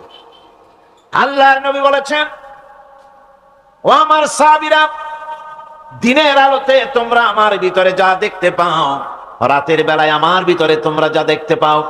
ও আমার স্ত্রীরা, দিনের আলোতে আমার ভিতরে যা দেখতে পাও, রাতের আধারে আমার মধ্যে যা দেখতে পাও, যে সব আচরণ, আমার চলাফেরা, দিন ও রাতের আলোচনাগুলি, দিন ও রাতের চরিত্রগুলি, দিন ও রাতের আমার কর্তব্য পালন, আমার মধ্যে যা দেখতে পাও সবগুলি খুলে খুলে মানুষের সামনে বলে দাও। এই কথা তো আর কেউ বলতে পারেনি পৃথিবীতে। নবীরা ছাড়া এত বড় কথা পৃথিবীর আর কেউ বলতে সাহস পাবে না। কথা ঠিক কিনা কোন? জোরে বলেন, পারবে বলতে? যত বড়ই মুহাদ্দিস হোক, মাওলানা হোক, খাজা বাবা হোক, নামের আগে যতই 5 হাত লম্বা ডিগ্রি লাগান না কেন, কাগজে যখন নাম লেখে হুঁশ থাকে না। কত যে লেখে, কি যে লিখলে, শুধু নামের সামনে আলাইহিস সালাম টুক বাদ রাখে, আর সব লিখে আবেগের ঠেলায় অস্থির হয়ে যায়। কোন ব্যক্তি আছেন যিনি বলতে পারবেন আমার শৈশবকালীন, যৌবনকালীন, বৃদ্ধকালীন, রাতের, দিনের সব ঘটনা মানুষের কাছে বলে দাও? কেউ কি পারবে বলতে? না, কেবলমাত্র পারবে আম্বিয়া আলাইহিমুস সালাম। যেহেতু আল্লাহ রাব্বুল আলামিন তাদেরকে কন্ট্রোল করেছেন, হেফাজত করেছেন, তারা হচ্ছেন চরিত্রের আধার, অনুপম চরিত্রের উৎস, উৎকৃষ্ট নমুনা, যাদের চরিত্রের ভিতরে কোনো কালিমা নাই, ভুল নাই, গুনাহ নাই। মুহাব্বতের সাথে বলেন সুবহানাল্লাহ। আল্লাহর কাছে কোন লোক যদি তাহাজ্জুদের নামাজ পড়ে, কোন পুরুষ, সে যা সওয়াব পাবে, নারী তাহাজ্জুদ পড়লে সেই সওয়াব পাবে না, এমনটি নয়। পুরুষ হজ করে যে সওয়াব পাবে, নামাজ পড়ে যে সওয়াব পাবে, নারীও তা পাবে। জোরে বলেন সুবহানাল্লাহ। আল্লাহর কাছে নারী এবং পুরুষ কি? মানুষ হিসেবে তারা উভয় সমান। কিন্তু এই নারীদের জীবনের 3টে স্তর। কটি স্তর? 3টে স্তর। একটা হচ্ছে কন্যা, বধূ, মাতা। নারীর জীবনের এই 3টে স্তর। ভালো করে শুনুন, কন্যা, বধূ, মাতা। এখন কন্যা হিসাবে নারীর মর্যাদা, বধূ হিসাবে নারীর মর্যাদা, মা হিসাবে নারীর মর্যাদা, নারীকে ইসলাম কি দিল সেটা শুনুন। আল্লাহর নবী বলেছেন, কোন ব্যক্তির যদি 3টা কন্যা সন্তান হয়, আর ওই 3টা কন্যা সন্তানকে যদি সে আদব শিক্ষা দিতে পারে, ইসলামী তরবিয়াত দিতে পারে, আর যদি স্নেহ দিয়ে লালন পালন করতে পারে, তাহলে ওই কন্যার পিতা আর আমি মুহাম্মদ সাল্লাল্লাহু আলাইহি ওয়াসাল্লাম বেহেশতের ভিতরে পাশাপাশি অবস্থান করব। সুবহানাল্লাহ পড়ে। এ কথা কিন্তু রাসূলুল্লাহ কোথাও বলেন নাই যে কারো যদি 3টা ছেলে হয় তো আমার সাথে আর সে বেহেশতে একসাথে থাকবে, না, তা বলা হয় নাই। বলা হয়েছে কন্যার ব্যাপারে। কার ব্যাপারে বলা হলো? ভালো করে শুনুন। রাসূলুল্লাহ বলছেন, কোন ঘরে যখন একটি সন্তান, একটি কন্যা সন্তান জন্মগ্রহণ করে, তখন একজন ফেরেশতা সেই ঘরে ঢোকে, একজন রহমতের ফেরেশতা আসে। ওই রহমতের ফেরেশতা ঘরের মধ্যে ঢুকে বলে, আসসালামু আলাইকুম ইয়া আহলাল বাইত, হে ঘরের মালিকের আল্লাহর রহমত তোমাদের উপরে বর্ষিত হোক। এই কথা বলে ওই ফেরেশতা ঘরের মধ্যে গিয়ে কন্যার মাথার উপরে হাত বুলায় আর বলতে থাকে, এই কন্যা সন্তানটি একটা দুর্বল শরীর থেকে বেরিয়ে এসেছে, এও একটা দুর্বল দেহ, একে যে লালন পালন করবে, দয়া দিবে, স্নেহ দিবে, আল্লাহ রাব্বুল আলামিনের সাহায্য কিয়ামত পর্যন্ত তার সাথে থাকবে। অথচ আমাদের দেশে দেখা যায় মেয়ে হলে অনেকের মুখ কালো হয়ে যায়। বন্ধুরা জিজ্ঞেস করে, মিয়া শুনছিলাম তোমার বউর নাকি বাচ্চা হবে, তা অনেক মাস হয়ে গেল, কোনো খবর টবর তো পাইলাম না। কয় যে ভাই, আশা করছিলাম যা তা হয় নাই, সেই জন্য টেলিফোনও করি নাই। কি হয়েছে? বলে একটা মেয়ে হয়েছে। হাসান এরকম কপাল পোড়া আছে কিনা কন? বারবার মেয়ে হয় বলে স্ত্রীকে তালাক দিয়েছে, এমন ঘটনাও বাংলাদেশে ঘটেছে। বোর যদি বারবার মেয়ে হয়, তাহলে সেজন্য কি স্ত্রী দায়ী? যদি মানুষের জন্য দায়ী হয় মেয়ে বারবার হওয়ার জন্য, তাহলে তুমি স্বামী, তুমি তুলসী, দুধের দোয়া তুলসী পাতা হলে কি করে? তুমিও তো দায়ী তার জন্য। আসলে স্বামী স্ত্রী মেয়ে হওয়ার জন্য, ছেলে হওয়ার জন্য কেউ দায়ী না। এ কোরআনে কারিমে রব্বুল আলামিন বলেছেন, আমি যাকে খুশি শুধু ছেলে দেই, যাকে খুশি শুধু মেয়ে দেই, যাকে খুশি তাকে ছেলেও দেই, মেয়েও দেই, আবার যাকে খুশি আমি কিছুই দেই না। এটা আমার কুদরত। সুতরাং এতে মন কালা করার কিছু নাই। নবীজি বলেছেন, কন্যার পিতাদেরকে গালি দিও না। অনেকে টিটকারি করে, বারবার মেয়ে হয় ছেলে একটাও হয় না, সেই জন্য টিটকারি বটকারি করে। আল্লাহ নবী বলেছেন, মেয়ের পিতাকে গালি দিও না, ঠাট্টা করো না, যেহেতু আমি মুহাম্মদ রাসূলুল্লাহ সাল্লাল্লাহু আলাইহি ওয়াসাল্লাম, আমি মেয়েদের পিতা, আমি নিজে মেয়েদের পিতা। খবরদার মেয়েদের পিতাকে গালি দিও না। রাসূলুল্লাহ বলেছেন, আকাশের নিচে জমিনের উপরে খাদিজার মতো মহিলা আর নাই। সেই হযরতে খাদিজা রাসূলের 4টি মেয়ে পেটে ধারণ করেছিলেন। সুবহানাল্লাহ। মেয়ের প্রতি রাসূলুল্লাহ যথেষ্ট মহব্বত করতেন, মেয়েকে খুব ভালোবাসতেন হুজুর সাল্লাল্লাহু আলাইহি ওয়াসাল্লাম। হুজুরের কলিজার টুকরা ছিলেন মা ফাতিমা রাদিয়াল্লাহু তাআলা আনহা। হুজুর যখন কোথাও যেতেন, সকলের শেষে দেখা করতেন ফাতেমার সঙ্গে, আর বিদেশ থেকে সফর করে এসে সকলের আগে দেখা করতেন ফাতেমার সঙ্গে। সুবহানাল্লাহ। রাসূলুল্লাহ আরো বলেছেন, তোমরা যখন বাজারে যাবে বা ব্যবসা করতে যাবে বা বিদেশে যাবে, আসার সময় যে সব হাদিয়া নিয়ে আসো। আমরা যখন বাইরে যাই, বাজারে যাই, কিছু হাদিয়া আনি না, জামা কাপড় চকলেট ইত্যাদি আমরা আনে থাকি। রাসূলুল্লাহ বলেছেন, হাদিয়াগুলি তোমরা যারা বিদেশে যাও, বাজারে যাও, হাদিয়া আনবে, আর এনে ঘরের মধ্যে ঢুকে তা শুরু করবে মেয়েকে দিয়ে। প্রথমে দেবে মেয়েকে। সুবহানাল্লাহ। মেয়ের মর্যাদা ইসলামে সব চাইতে বেশি। কোন যুগে? যে যুগে মেয়ে হলে পরেই মাটির নিচে ঘেরে রাখতো, আছাড় মেরে মেরে ফেলে দিত। বেআইয়ি যামবিন কুতিলাত, কোন অপরাধে তাদেরকে হত্যা করা হলো। আল্লাহ পাক কোরআনে কারীমের মধ্যে বলেছেন, তাদের অপরাধ আর কিছু না, তারা নারী, এই জন্য তাদেরকে মেরে ফেলা হতো।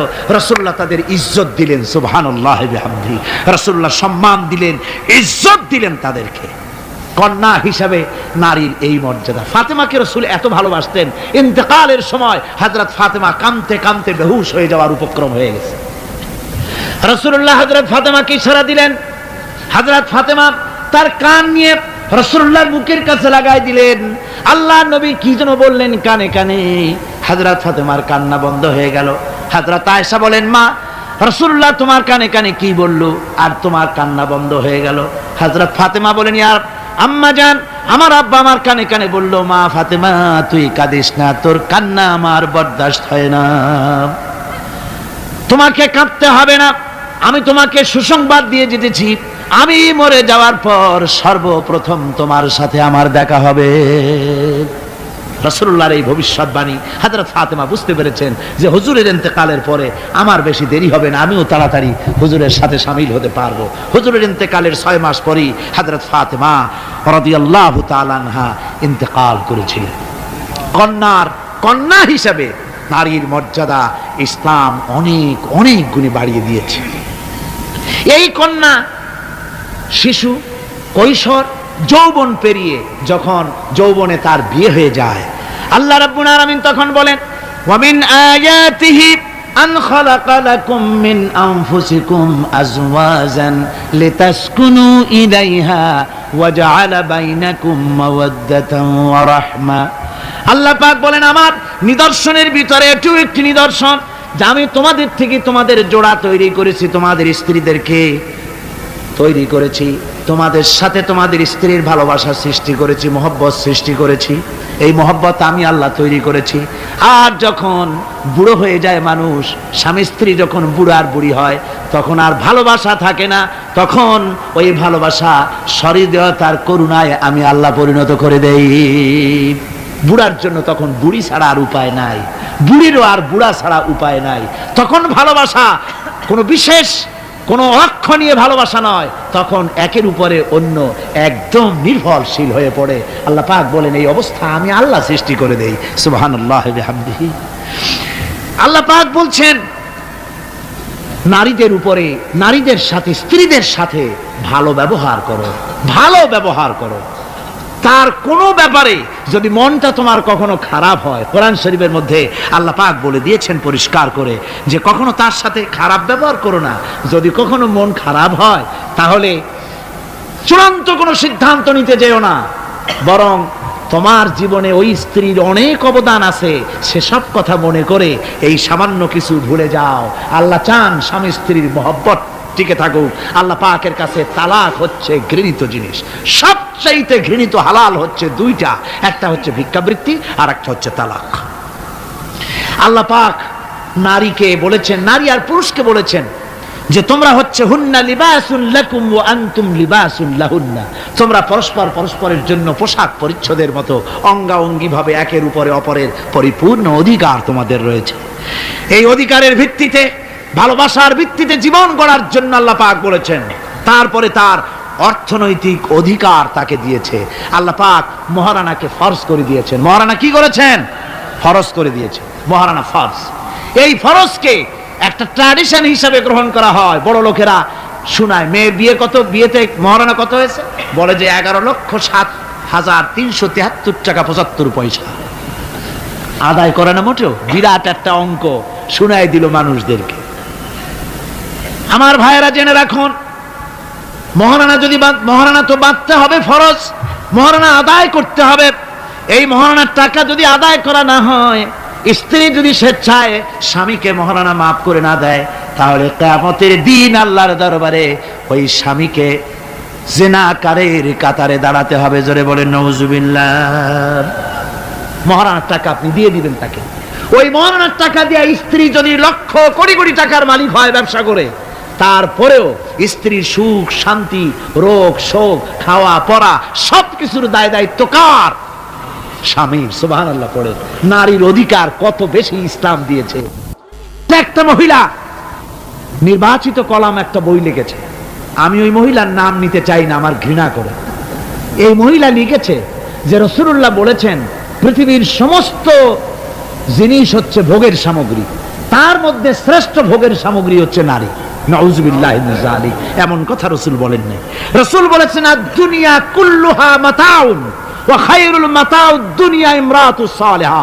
হুজুর বলেছেন পৃথিবীর সবকিছুই সম্পদ, এই সম্পদের মধ্যে শ্রেষ্ঠ সম্পদ হচ্ছে ন্যায়পরায়ণা নারী, সচ্চরিত্রা নারী শ্রেষ্ঠ সম্পদ, নিয়ামত। আর সেইটারে বানাইছে ভোগের সামগ্রী। আয়াত হাদিস তার ইচ্ছে মতো ব্যাখ্যা করেছে। সে লিখেছে যে এতদিন পুরুষ নারীকে ধর্ষণ করেছে, নারীদের কি হলো? তোমরাও পুরুষ ধর্ষণ করো। নাউজুবিল্লাহ পড়ে। এ আবার সরকারি চাকরি করে, তারপরেও মুসলমান দেশে এই শয়তানের চাকরিও থাকে। নাউজুবিল্লাহ পড়ে। আশ্চর্য কথা। আমি জানতে পেরেছি এই মহিলা অনেকগুলি স্বামী কর্তৃক পরিত্যক্তা, সেই জন্য পুরুষের উপরে তার দারুণ ঘৃণা, পুরুষের উপরে তার দারুণ ঘৃণা, ধর্মের উপরে তার দারুণ ঘৃণা। সে এখন কমিউনিস্টদের একটা বাছাই করা একটা লাঠি, এটা দিয়ে কোরআন হাদিসের অপব্যাখ্যা করে করে এগুলি সে করে যাচ্ছে নির্বিঘ্নে। সরকার কোনো কথা বলছে না। সরকার যে কথা বলছে না, এর জবাব সরকারকে দিতে হবে, আল্লাহর কাছে দিতে হবে, কোনো সন্দেহ নাই। আল্লাহকে গালি দেওয়া হচ্ছে, নবীকে গালি দেওয়া হচ্ছে, রসুলকে গালি দেওয়া হচ্ছে, বেহেশতকে গালি দেওয়া হচ্ছে, অথচ সরকার একদম চুপচাপ। নাটকের মধ্যে আরবি পড়া নিষেধ করা হচ্ছে। আমি প্রথম দিন বলেছিলাম, কি জানি নাটকের না, বারান্দা, আচ্ছা যাই হোক, সেই নাটকের মধ্যে দেখানো হচ্ছে যে আলিফ বা তাসা পড়াচ্ছে মৌলবি একজন, হোক না, একটা হিন্দুর স্ত্রী, মুসলমান সে, কিন্তু বউ হিন্দু, সে হয়েছে নায়িকা। সে এসে বলছে এসব বন্ধ করো, অ ক খ পড়ো। এই কথার জাস্টিফিকেশন হতো যদি ছেলেরা এ বি সি ডি পড়তে থাকতো, আর যদি বলা হতো সব বন্ধ কর, অ ক খ পড়, এর একটা যৌক্তিকতা ছিল, ঠিক না? পড়তেছে আলিফ বা তাসা, সব বন্ধ কর, তার মানে কি? আলিফ বা তাসা হলো কোরআন, এর মানে কি? কোরআন। সুতরাং টেলিভিশনের মাধ্যমে কোরআনকে বন্ধ করার চেষ্টা চালাচ্ছে ভারতের গোলামেরা। সরকার চুপ করে থাকছে, সরকার নীরব। এর জবাব সরকারকে পেতে হবে, এড়াতে পারবে না। সুতরাং বলতেছিলাম, নারীর অধিকার প্রতিষ্ঠিত করেছে ইসলাম। কে করেছে? ইসলাম বলেছে মহারানার টাকা আদায় করে দাও। সেই মহারানার টাকা আদায় করা হলো না, এখন উল্টা, এখন মহারানা আদায় করে পুরুষেরা। সেটার নাম কি? যৌতুক। কন্যা পক্ষের কাছের থেকে যৌতুক নামে কৌতুক করে। ছেলে যখন ম্যাট্রিক পাস করে তখন ছেলের পিতা এতটুকুন হা করে, যখন বিএ পাস করে এতটা করে, যখন এমএ পাস করে ছেলের বাবা তখন হাঙ্গরের মতো এতটা হা করে। যত টাকা খরচ হয়েছে মেয়ের বাপের কাছ থেকে কড়ায় গন্ডায় উসুল করে নেব। তারপরে ছেলে আর মেয়ের বিবাহ ঘটায় দেয়, মাঝখানে ওটারে কি করে? হ্যাঁ, ঘটক। এই ঘটক ঘটকালি করে। অমুকের ছেলে ইঞ্জিনিয়ার, খুব ভালো ছেলে, দারুণ ভালো। বলে কত ভালো? থানায় খুব রিপোর্ট আছে, যাই দেখো। খুব ভালো ছেলে। তা কি লাগবে? কালার টেলিভিশন লাগবে 10টা, তারপরে 5 জিপ লাগবে, 14 লক্ষ টাকা ক্যাশ লাগবে, আবুধাবিতে চাকরি লাগবে, ওয়াশিংটন ডিসিতে বাড়ি করে দেওয়া লাগবে। মানে মেয়ে জন্ম দিয়ে মেয়ের বাপ এমন পাপ করছে যে এটা চালাতে গিয়া ছেলের বাপেরে তার 14 গোষ্ঠীর স্বাদ মিটাই দিতে হবে। এমন ছোট লোক, এমনই ছোট লোক কন্যার পিতার কাছ থেকে চাইয়ে চাইয়ে আদায় করে নেয়। এর চাইতে ভিক্ষুক, এর চাইতে খয়রাতি, এর চাইতে ছোট লোক আর কেউ হতে পারে না। লজ্জা করা উচিত, শরম করা উচিত, মনে করা উচিত ওই লোক তো তার কলিজার টুকরাটাই আমাকে দিয়ে দিচ্ছে। 16 বছর 20 বছর লালন পালন করে কলিজার টুকরা মেয়েটাই তো আমাকে দিয়ে দিচ্ছে, আবার টেলিভিশন চাই কেন? ঘটক যা কন্ট্রাক্ট করলো যদি তার থেকে কিছু কম হয়, বিয়া ভাঙ্গে যায়, তাহলে বোঝা গেল কি মেয়ে বিয়ে করলো না টেলিভিশন বিয়ে করলো? তাহলে মেয়েটে বাদ দিয়ে টেলিভিশন কিনে তাই নিয়ে ঘুমাও। নাউজুবিল্লাহি মিন যালিক। কপাল পোড়া মুসলমান। মুসলমান, যৌতুক মুসলমানদের জন্য দাবি করে আদায় করে নেওয়া জায়েজ নাই। আপনারা আমাকে জবাব দেন, শূকরের মাংস খাওয়া মুসলমানের জন্য কি হারাম? পায়খানা খাওয়া মুসলমানের জন্য কি হারাম?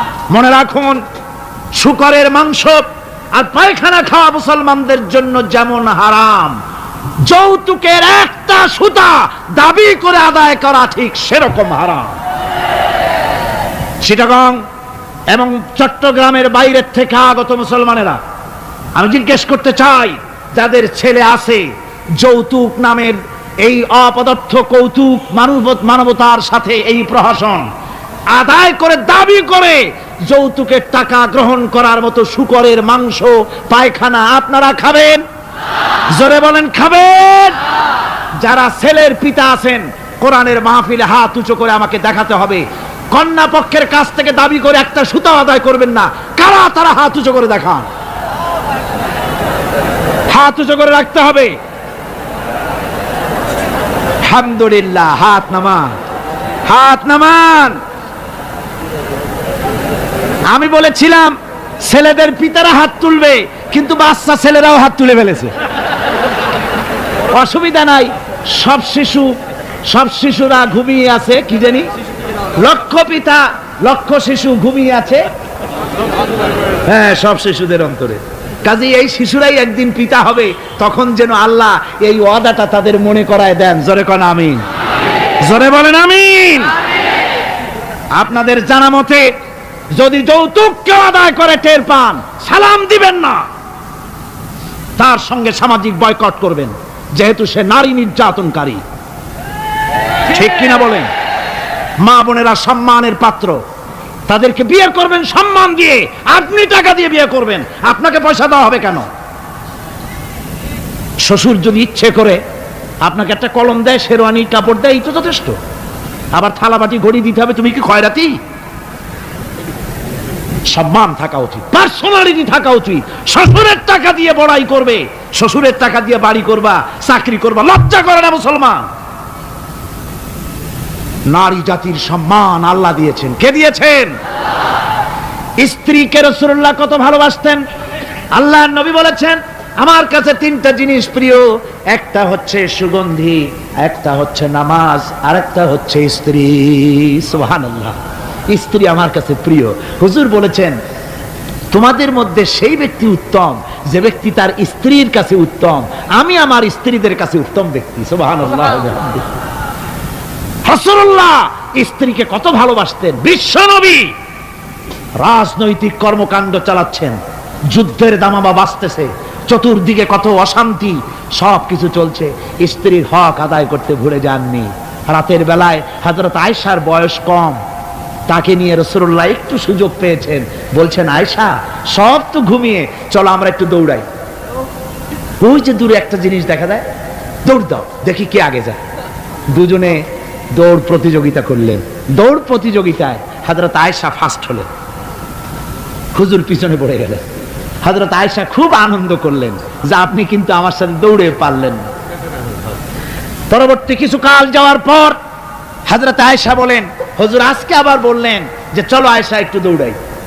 হযরত আয়েশা বলছেন যে সেদিনের তুলনায় আমার শরীর একটু, আমি মুটিয়ে গেছি, শরীরটি স্থূল হয়েছে, আমি আজকে দৌড়ালাম কিন্তু পারলাম না। রসুল আগে চলে গেলেন, আমি হাঁপাতে হাঁপাতে যখন হুজুরের কাছে চলে গেছি, হুজুর তখন মুস্কি হেসে আমাকে বললেন, আয়েশা ওই সেই দিনের জবাব আজকে দিয়ে দিলাম। সুবহানাল্লাহ বিহামদিহি, সুবহানাল্লাহ বিহামদিহি। বিশ্ব নবী কত বড় আদর্শ বিশ্ব মানবতার জন্য। তিনি বলেছেন, আরাফাতের ময়দানে রাসূলুল্লাহ বলেছেন, তোমরা যেমন পড়বে তোমার স্ত্রীদেরকে তেমন পড়াবে, তোমরা যেমন খাবে তোমার স্ত্রীদেরকে তেমন খাওয়াবে। স্ট্যান্ডার্ড মেনটেন করবে। তুমি ভালো দামের কাপড় পরবে, স্ত্রীকে খারাপ দিবে তা নয়। অধিকার দুজনেরই সমান, স্বামী এবং স্ত্রী সমান অধিকার। কিন্তু আমরা তা বুঝতে পারি না, বুঝতে চাই না। আমরা অনেকে মনে করেছি বিয়ে যখন করছি তখন আমি তো নওয়াবজাদা নসরুল্লাহ খান আর বউ তো কেনা দাসী। না, সে কৃত দাসী নয়, তার মর্যাদা আছে, তার সম্মান আছে, তার সম্মান আপনাকে দিতে হবে। রাসূলুল্লাহ দিয়েছেন, আপনাকেও দিতে হবে। রান্না বান্না হতে দেরি হয়, কত গালাগালি শুনতে হয় নারীকে। আল্লাহর নবীর স্ত্রী হযরত আয়েশা বলেছেন, আল্লাহর নবী কাজ করে, মানুষের সঙ্গে কথা বলে, রাষ্ট্রীয় দায়িত্ব পালন করে ঘরের ভিতরে এসে যখন দেখেছেন রান্না হতে দেরি আছে, রাসূলুল্লাহ বিরক্ত হন নাই, ভ্রু কুঞ্চিত করেন নাই, চোখ মোটা করেন নাই, আমাকে কোনো কথা শোনান নাই, বরং আমার কাছে বসে রান্নায় আমাকে সহযোগিতা করেছেন। সুবহানাল্লাহ বিহামদিহি। এই হলো আল্লাহর রাসূল, এই হলো বিশ্ব নবী। স্ত্রীর সঙ্গে কি মহব্বত! সুবহানাল্লাহ বিহামদিহি। হুজুর মহব্বত করতেন স্ত্রীদেরকে। রাসূলুল্লাহর ঘরে দৌলত ছিল না, কিন্তু মহব্বত দিয়ে ভরা ছিল ঘরটা। হুজুরের ঘরে ফ্রিজ নাই, এসি নাই, হুজুরের ঘরে কার্পেট নাই, হুজুরের ঘরের মধ্যে জাজির নাই, তোশক নাই, বড় বড় কম্বল নাই, আরামের কোনো জিনিস নাই, মডার্ন ইকুইপমেন্টস কিচ্ছু নাই, দৌলত নাই, কিন্তু মহব্বত দিয়ে ঘরটা ভরা। হযরত আয়েশা বলেছেন, আমি পানি পান করে, যখন আমি পানি পান করে গ্লাস রেখে দিতাম, আল্লাহ নবী তখন গ্লাসের সেই জায়গায় ঠোঁট লাগাতেন যেখানে আমি ঠোঁট লাগায়া পানি পান করেছি। আমি গোশত চিবোতাম, রাসূলুল্লাহ আমার হাত থেকে গোশত টুকরা নিয়া সেই জায়গায় চিবোতেন যেখানে আমি চিবুয়েছি। সুবহানাল্লাহ বিহামদিহি। আমার ভাইয়েরা, রাসূল তার স্ত্রীদেরকে মহব্বত করতেন, স্ত্রীরাও রাসূলকে মহব্বত করতেন দারুণ ভাবে। একবার হযরত আয়েশা সিদ্দিকা রাদিয়াল্লাহু তাআলা আনহা হুজুরকে গোসল করাতেছিলেন, মাথার উপরে পানি ঢালতেছেন, হুজুর একটা চোখের উপরে বা একটা তক্তার উপরে বসে আছেন। গোসলের পানির ভিতরে রাসূলুল্লাহ দেখতে পেলেন রক্তের মতো কি যেন প্রবাহিত হয়ে যাচ্ছে। হুজুর জিজ্ঞেস করেন, আয়েশা রে, পানির ভিতরে রক্তের মতো কি দেখা যায়? হযরত আয়েশা বলেন, হুজুর আপনি যখন বসেছিলেন অসতর্ক মুহূর্তে তক্তার নিচে আমার একটা আঙ্গুল পড়েছিল, পায়ের আঙ্গুলটা ফেটে বোধহয় রক্ত বেরোতেছে। রাসূলুল্লাহ তাড়াতাড়ি করে উঠলেন আর ওই আঙ্গুলকে ব্যান্ডেজ করে দিলেন। রাসূলুল্লাহ বললেন, আয়েশা রে, আঙ্গুল ফেটে গেছে, একটু আহাহু পর্যন্ত করলে না, এতক্ষণ তুমি কষ্ট করলে কেন? হযরত আয়েশা বলেন, ইয়া রাসূলুল্লাহ, ওটা তো একটা পায়ের আঙ্গুল। আয়েশার কলিজাটা ফেটে যদি রক্ত বেরোতো, রাসূলুল্লাহকে উঠতে বলতে আমি পারতাম না। কি মহব্বত রাসূলের সাথে! হযরত আয়েশা বলেন, হুজুর সাল্লাল্লাহু আলাইহি ওয়াসাল্লাম স্ত্রীদেরকে এত ভালোবাসতেন, আমাদের ঘরে গোশত টোস্ত তেমন রান্না বান্না খুব কম হতো। গোশত রান্না হবে কি, মাসের পর মাস চলে গেছে, রাসূলের বাড়িতে হুজুর স্ত্রীরা বলেছেন আমাদের ঘরে চুলে আগুন জ্বলে নাই, একটু শুকনা রুটি, একটু শুকনা খেজুর আর একটু পানি খেয়ে আমাদের জীবন চলেছে, এরকমের অবস্থা হয়েছে। তারপরে এই অবস্থা চলেছে, এর মধ্যে যদি কখনো একটু গোশত আসছে, হুজুর যখন ছাগল ইত্যাদি ছাগল দুম্বা জবাও করেছে, এই দুম্বার গোশত নিয়ে ছাগলের গোশত নিয়ে রাসূলুল্লাহ নিজে বেরোতেন। হযরত খাদিজার বান্ধবী কোথায় আছে খুঁজে ওই বান্ধবীর কাছে গোশত পৌঁছে দিয়ে আসতে। হযরত আয়েশা বলেন, একদিন আমার ঘুম ভেঙে গেল, দেখি হুজুর আমার কাছে নাই, গেলেন কোথায়? খুঁজতে খুঁজতে যায় দেখি মসজিদে নববীর ভিতরে হুজুর হাত তুলে বসে আছেন, মোনাজাত করতেছেন। আমি পেছনে গিয়ে হাত তুললাম, আমি শুনতে পাচ্ছি নবীজি দোয়া করছেন, রব্বুল আলামিন কিয়ামতের ময়দানে যেদিন সন্তান তার পিতাকে ভুলে যাবে, মা তার সন্তানকে হারায় ফেলবে, ওই কঠিন হাসরের ময়দানে আমি যেন আমার খাদিজাকে হারাইয়া না যাই। মুনাজাতের শেষে হযরত আয়েশা বলেন, ইয়া রাসূলুল্লাহ, খাদিজার কথা আপনার এত কেন বারবার মনে পড়ে? একটা বুড়িরে বিয়ে করেছিলেন 25 বছর বয়সের সময়, 40 বছর বুড়ি, তার কথা কেন এত মহব্বত আপনার মনে পড়ে? তার থেকে যুবতী মেয়ে, সুন্দরী মেয়েকে আপনার স্ত্রী হিসেবে আপনি পান নাই? হুজুর বলেন, আয়েশা রে, খাদিজার সম্পর্কে এমন কথা তুমি আর বলো না, তোমরা সবাই আমার সুখের দিনের স্ত্রী, আর খাদিজা আমার এমন সময় স্ত্রী ছিল যখন মক্কায় আমার আশ্রয় ছিল না, তামাম মক্কা নগরীতে আমার আশ্রয় ছিল না। খাদিজার সঞ্চিত সমস্ত ধনরাশি ইসলাম কবুল করার পর দুহাতে খাদিজা বিতরণ করে দিয়েছে। হযরত আয়েশা বলেন, হুজুর আমার গোস্তাকি মাফ করে দেন, আমি আর এরকম বলবো না, তবে খাদিজা সম্পর্কে আমার কিছু একটু শুনান। হুজুর বলেন, আয়েশা রে শোনো, গভীর রাত, যত রাত হোক না কেন ইসলামের দাওয়াত দিয়ে দিয়ে গভীর রাত্রে আমি যখন বাসায় ফিরেছি, ঘরে এসেছি, দরজায় একটা মাত্র ডাক দিয়েছি, খাদিজা, অমনি দরজা খুলে গেছে। আমি জিজ্ঞেস করেছি, খাদিজা রে, যত রাত্রে আসলাম, যতবার আসলাম, একটা ডাকের বেশি লাগলো না, তুমি কি ঘুমাও না?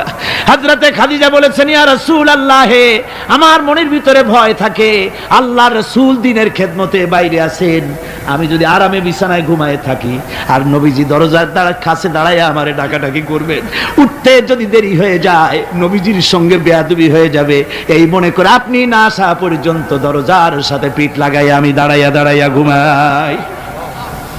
আমার ভাইরা, হযরতে খাদিজার ইজ্জত স্বয়ং আল্লাহ দিয়েছেন। কে দিয়েছেন? হাদিস শরীফে এসেছে, রাসূলুল্লাহ জাবালে নূরে বসা, গারে হেরার ভিতরে বসা, হযরতে জিবরাইল রাসূলুল্লাহর সঙ্গে কথা বলতেছেন। একটু পরে হযরতে জিবরাইল বলেন, ইয়া রাসূলুল্লাহ, আমি আর এখানে বসবো না, আমি এখন চলছি, আমি দেখতে পাচ্ছি খাদিজা আসতেছে আপনার জন্য খাবার নিয়ে। খাদিজা যখন আপনার কাছে পৌঁছে যাবে, আপনি খাদিজাকে শোনায় দিবেন আল্লাহ রাব্বুল আলামিন খাদিজাকে সালাম জানাইছে। সুবহানাল্লাহ। রাসূলুল্লাহর কাছে হযরতে খাদিজা যখন আসলেন, হুজুর বললেন, খাদিজা, আজকে তোমার জন্য দারুণ সুখবর। বলে কি? বলে আল্লাহ পাক, জিবরাইল কেবল উঠে গেল আমার কাছ থেকে, জিবরাইল বলে গেল আল্লাহ তোমাকে সালাম বলেছে। হযরত খাদিজা কেঁদে ফেললেন, বললেন, ইয়া রাসূলুল্লাহ, আমার নারী জন্ম সার্থক, আল্লাহ আমাকে সালাম বলেছেন, এর জবাব কেমনে দিতে হয় হুজুর আমি তো জানি না, আপনি আমার পক্ষ থেকে আল্লাহর সালাম কিভাবে দেওয়া লাগে আপনি দিয়ে দিন, আমি তো বুঝি না কেমনে আল্লাহর সালামের জবাব দেব। হুজুর বললেন, খাদিজা, শুধু আল্লাহ নয়, জিবরাইলও তোমাকে সালাম বলে গেছে। হযরতে খাদিজা বললেন, হযরত জিবরাইলকে আমার সালামের জবাবটা ওয়ালাইকুমুস সালাম বলেন। হযরত খাদিজার এই মর্যাদা ছিল। আমার ভাইরা, রাসূল পাক সাল্লাল্লাহু আলাইহি ওয়াসাল্লাম এভাবে মহব্বত করেছেন স্ত্রীদেরকে। সুতরাং স্বামী স্ত্রীর মহব্বত আল্লাহর জান্নাতি নিয়ামত। কি নিয়ামত? যে ঘরের মধ্যে স্বামী স্ত্রীর মধ্যে মিল মহব্বত আছে, এটা বেহেশতের মতো, আর যেখানে মিল মহব্বত নাই, এটা জাহান্নামের মতো। ঠিক কি? সুতরাং মহব্বত করুন, বেশি বেশি স্যাক্রিফাইস করুন, বেশি বেশি স্যাক্রিফাইস করুন। নারীদের ব্যাপারে বলা হয়েছে, পুরুষকে বলা হয়েছে অধিকার আদায় করো, সব ব্যাপারে সমান অধিকার, কিন্তু নারীকে একটা ব্যাপারে বলা হয়েছে, নারী শোনো, পুরুষের মর্যাদা তোমার চাইতে আল্লাহ রাব্বুল আলামিন বেশি দিয়েছেন। আর রিজালু কাওয়ামুনা আলান নিসা, নারীদের উপরে পুরুষের প্রাধান্য আল্লাহ পাক দান করেছেন। একদিন একজন সাহাবী বলেছিলেন, ইয়া রাসূলুল্লাহ, জংলি উট দেখলাম আপনার পায়ের উপরে সেজদায় পড়ে গেল, আপনি যদি আমাদেরকে অনুমতি দিতেন না আপনাকে আমরা সেজদা করতাম। আল্লাহর নবী বললেন, মানুষ মানুষকে সেজদা করা এ পারমিশন যদি আমি দিতাম, তাহলে দুনিয়ার সমস্ত স্ত্রীদেরকে বলতাম তারা যেন তাদের স্বামীকে সেজদা দেয়। স্বামীর মর্যাদা এখানে বেশি। সুতরাং অধিকার সমান, কোনো সন্দেহ নাই, কিন্তু স্বামীর একটা আলাদা মর্যাদা আছে, সেই সম্মানও তাকে দিতে হবে।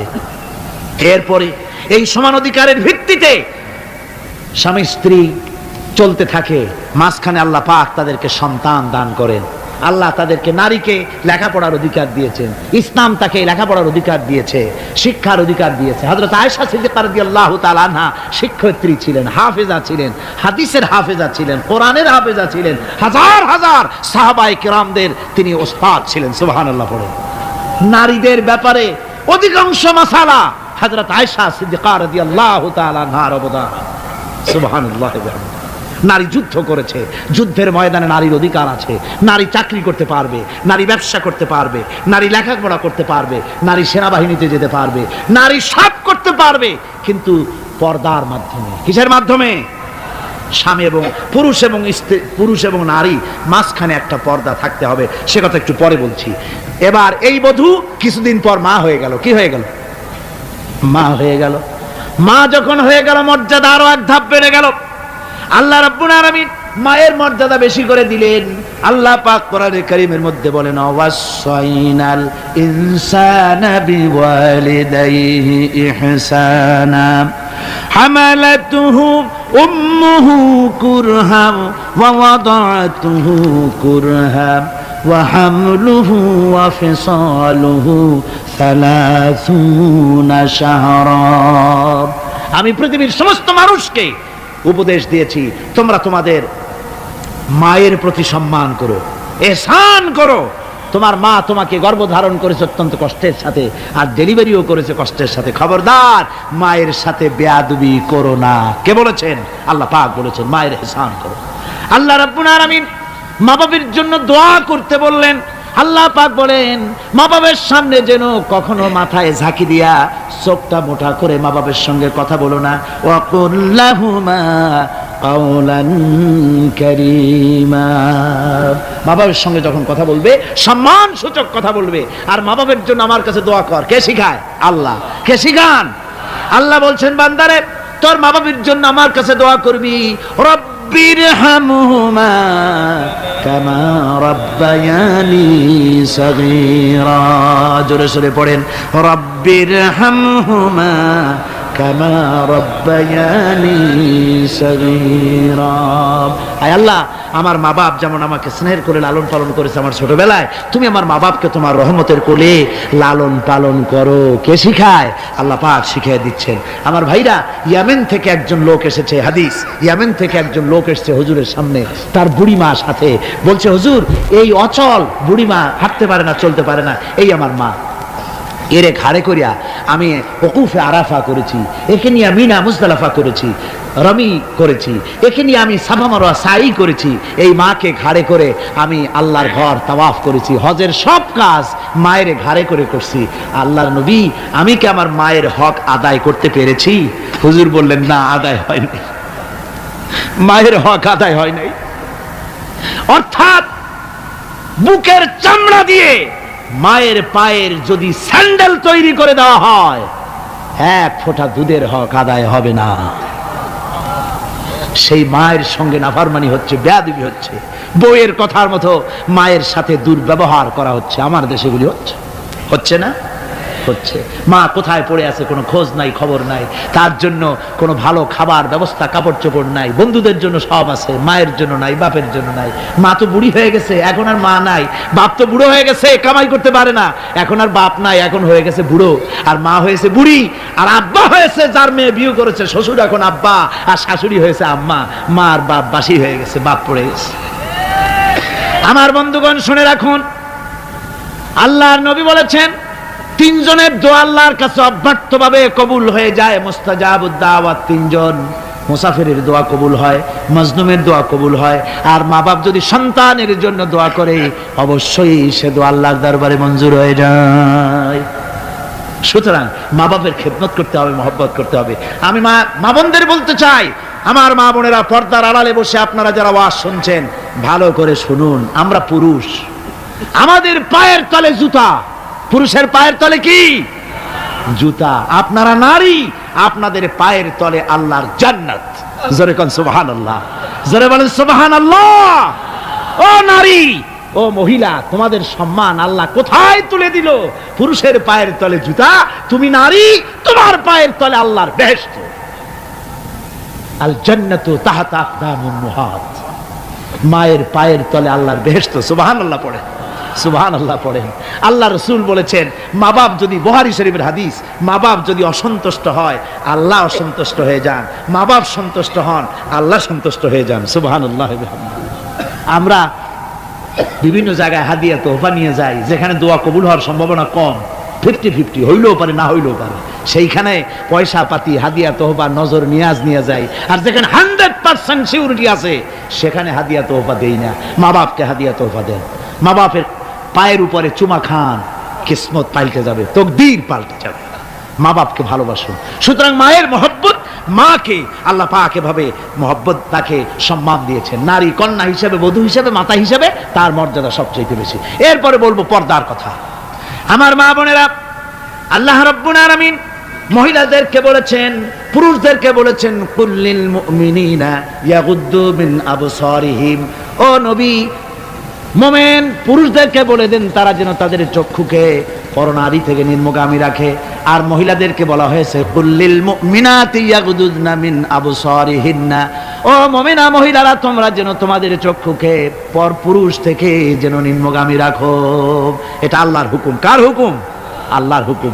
পর্দায় থাকতে আল্লাহ বলেছেন। আল্লাহ পাক বলেছেন, ওয়াকারনা ফি বুয়ুতিকুন্না ওয়ালা তাবাররাজনা তাবাররুজাল জাহিলিয়াতুল উলা।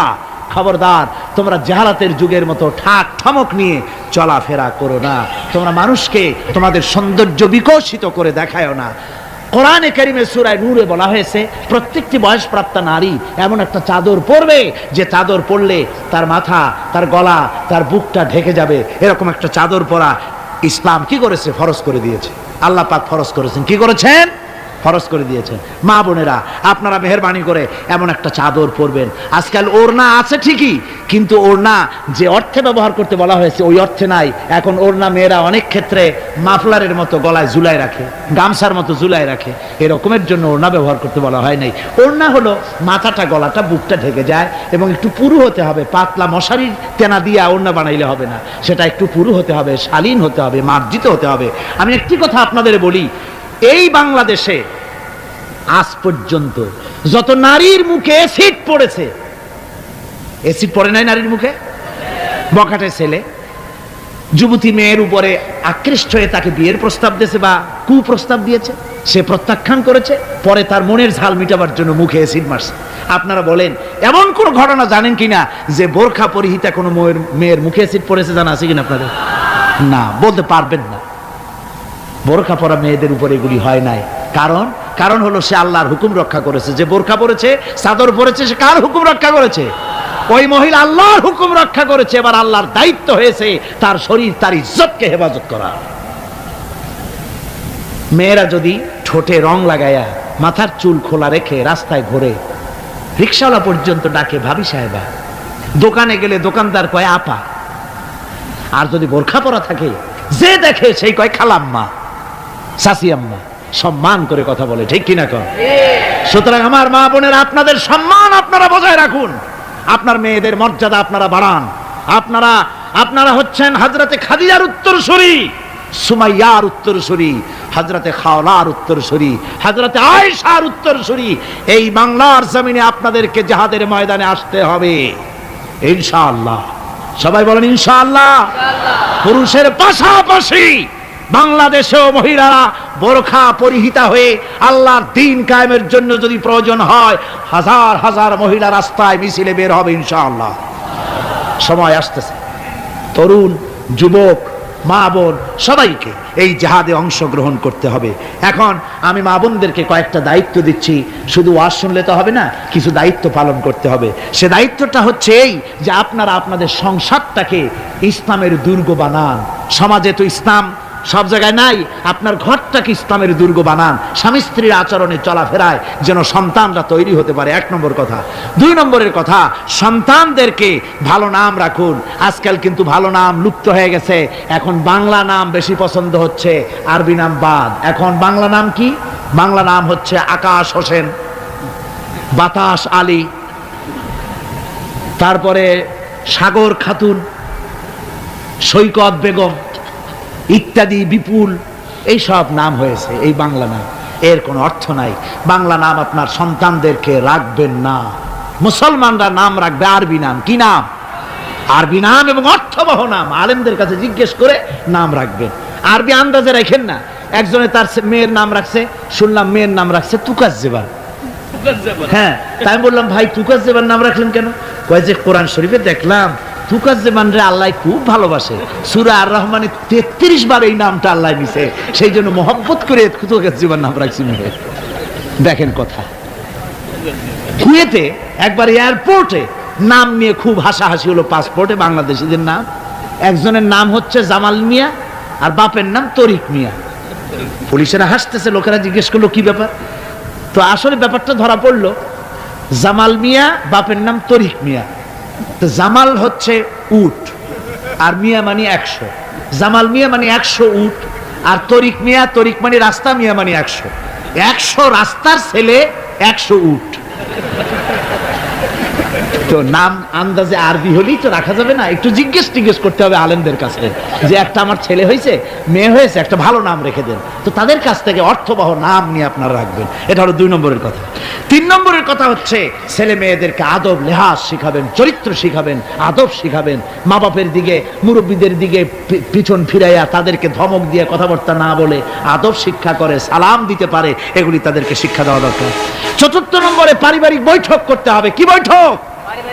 প্রত্যেক বাড়িতে সপ্তাহে 1 বার অথবা 2 বার পারিবারিক বৈঠক। স্বামী স্ত্রী ছেলেমেলে সব এক জায়গায় বসবে, যে কোনো একটা দিন রাতের বেলায় বা বিকেলে 1 ঘন্টা এক জায়গায় বসে আলোচনা করবেন। তুমি কলেমাটা পড়ো তো, বউরে কবেন তুমি কলেমা পড়ো, শুনি হয় কিনা। আমার তাশাহুদটা আমি পড়ি, আত্তাহিয়াতু লিল্লাহি ওয়াস সালাতু তাওবাত, হয় কিনা তুমি একটু শোনো তো। দোয়া কুনুতটা হয় কিনা শোনো তো। আচ্ছা, নামাজের মধ্যে কয়টা ফরজ কত দেখি। ছেলের কাছে জিজ্ঞেস করেন, মেয়ের কাছে। বই একটা সামনে নিয়ে খুলে একজন আরেকজনকে জিজ্ঞেস করেন, কোরআন শরীফ বলে সূরা ফাতিহাটা পড়ো দেখি সহি হয় কিনা। এইভাবে করে 1 ঘন্টা দিন আলোচনা করে তারপরে দরুদ শরীফ পড়ে আল্লাহর কাছে দোয়া করেন, আল্লাহ আমার বউ, আমার বাচ্চা, এই সব নিয়ে তোমার দ্বীনের কথাবার্তা বলছি, আল্লাহ তুমি দয়া করে আমার এই বিবি বাল বাচ্চাগুলিকে দ্বীনের রাস্তায় রাখো, চরিত্রবান বানায় রাখো, এরা যেন সন্ত্রাসী হয় না, এরা যেন মারামারি করে না, এদেরকে দিনদার বানাও, পরেজগার বানাও। আপনার দোয়া আল্লাহর কাছে কবুল হয়ে যাবে, আল্লাহর কাছে কবুল হয়ে যাবে, সন্তান আর খারাপ হবে না। কথা বুঝতে পেরেছ? স্বামী চাকরি করে, যা বেতন পায় তা দিয়া চলে না। স্ত্রী তখন বলে, মেয়া তুমি চাকরি করো, তোমার একই চাকরি আর একজনে করে, পাশের বাসার বল্টু মিয়ার বাপ।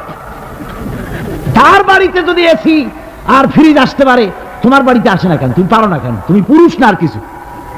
বেচারা প্রত্যেক দিন খাবারের সময় বউর এই ধরনের ধাক্কা মারা কথা শুনে শুনে শেষ পর্যন্ত এই ভালো লোকটা বাধ্য হয় বাম হাতে টাকা কামাই করা, ঘুষ খেতে বাধ্য হয়। ঠিক কিনা কর? আবার অনেক স্ত্রী এমন আছে, স্বামী ঘুষখোর, আল্লাহর ভয় দেখায়া তার কাছে আবেদন নিবেদন করে আস্তে আস্তে এভাবে করে স্বামীকে খারাপ পথ থেকে ফিরায়। আছে না? আছে। সুতরাং মা বোনদের বলবো, আপনারা স্বামীদেরকে ভালো পথে পরিচালিত করার জন্য চেষ্টা করবেন, সন্তানদেরকে, স্বামীদেরকে ভালোভাবে চেষ্টা করবেন যেন দ্বীনের রাস্তায় তারা পরিচালিত হয়। এরপরে আপনারা ইসলামী সাহিত্য অধ্যয়ন করবেন, কোরআন হাদিস ইত্যাদি অধ্যয়ন করবেন, সেগুলির পাঠাগার তৈরি করবেন, এগুলি পড়াশোনা করে নিজেদের জীবনকে গড়ে তুলবেন। আল্লাহ রাব্বুল আলামিন সকলকে যেন সে তৌফিক দেন। আমরা জোরে বলি আমিন, আরো জোরে বলি আমিন।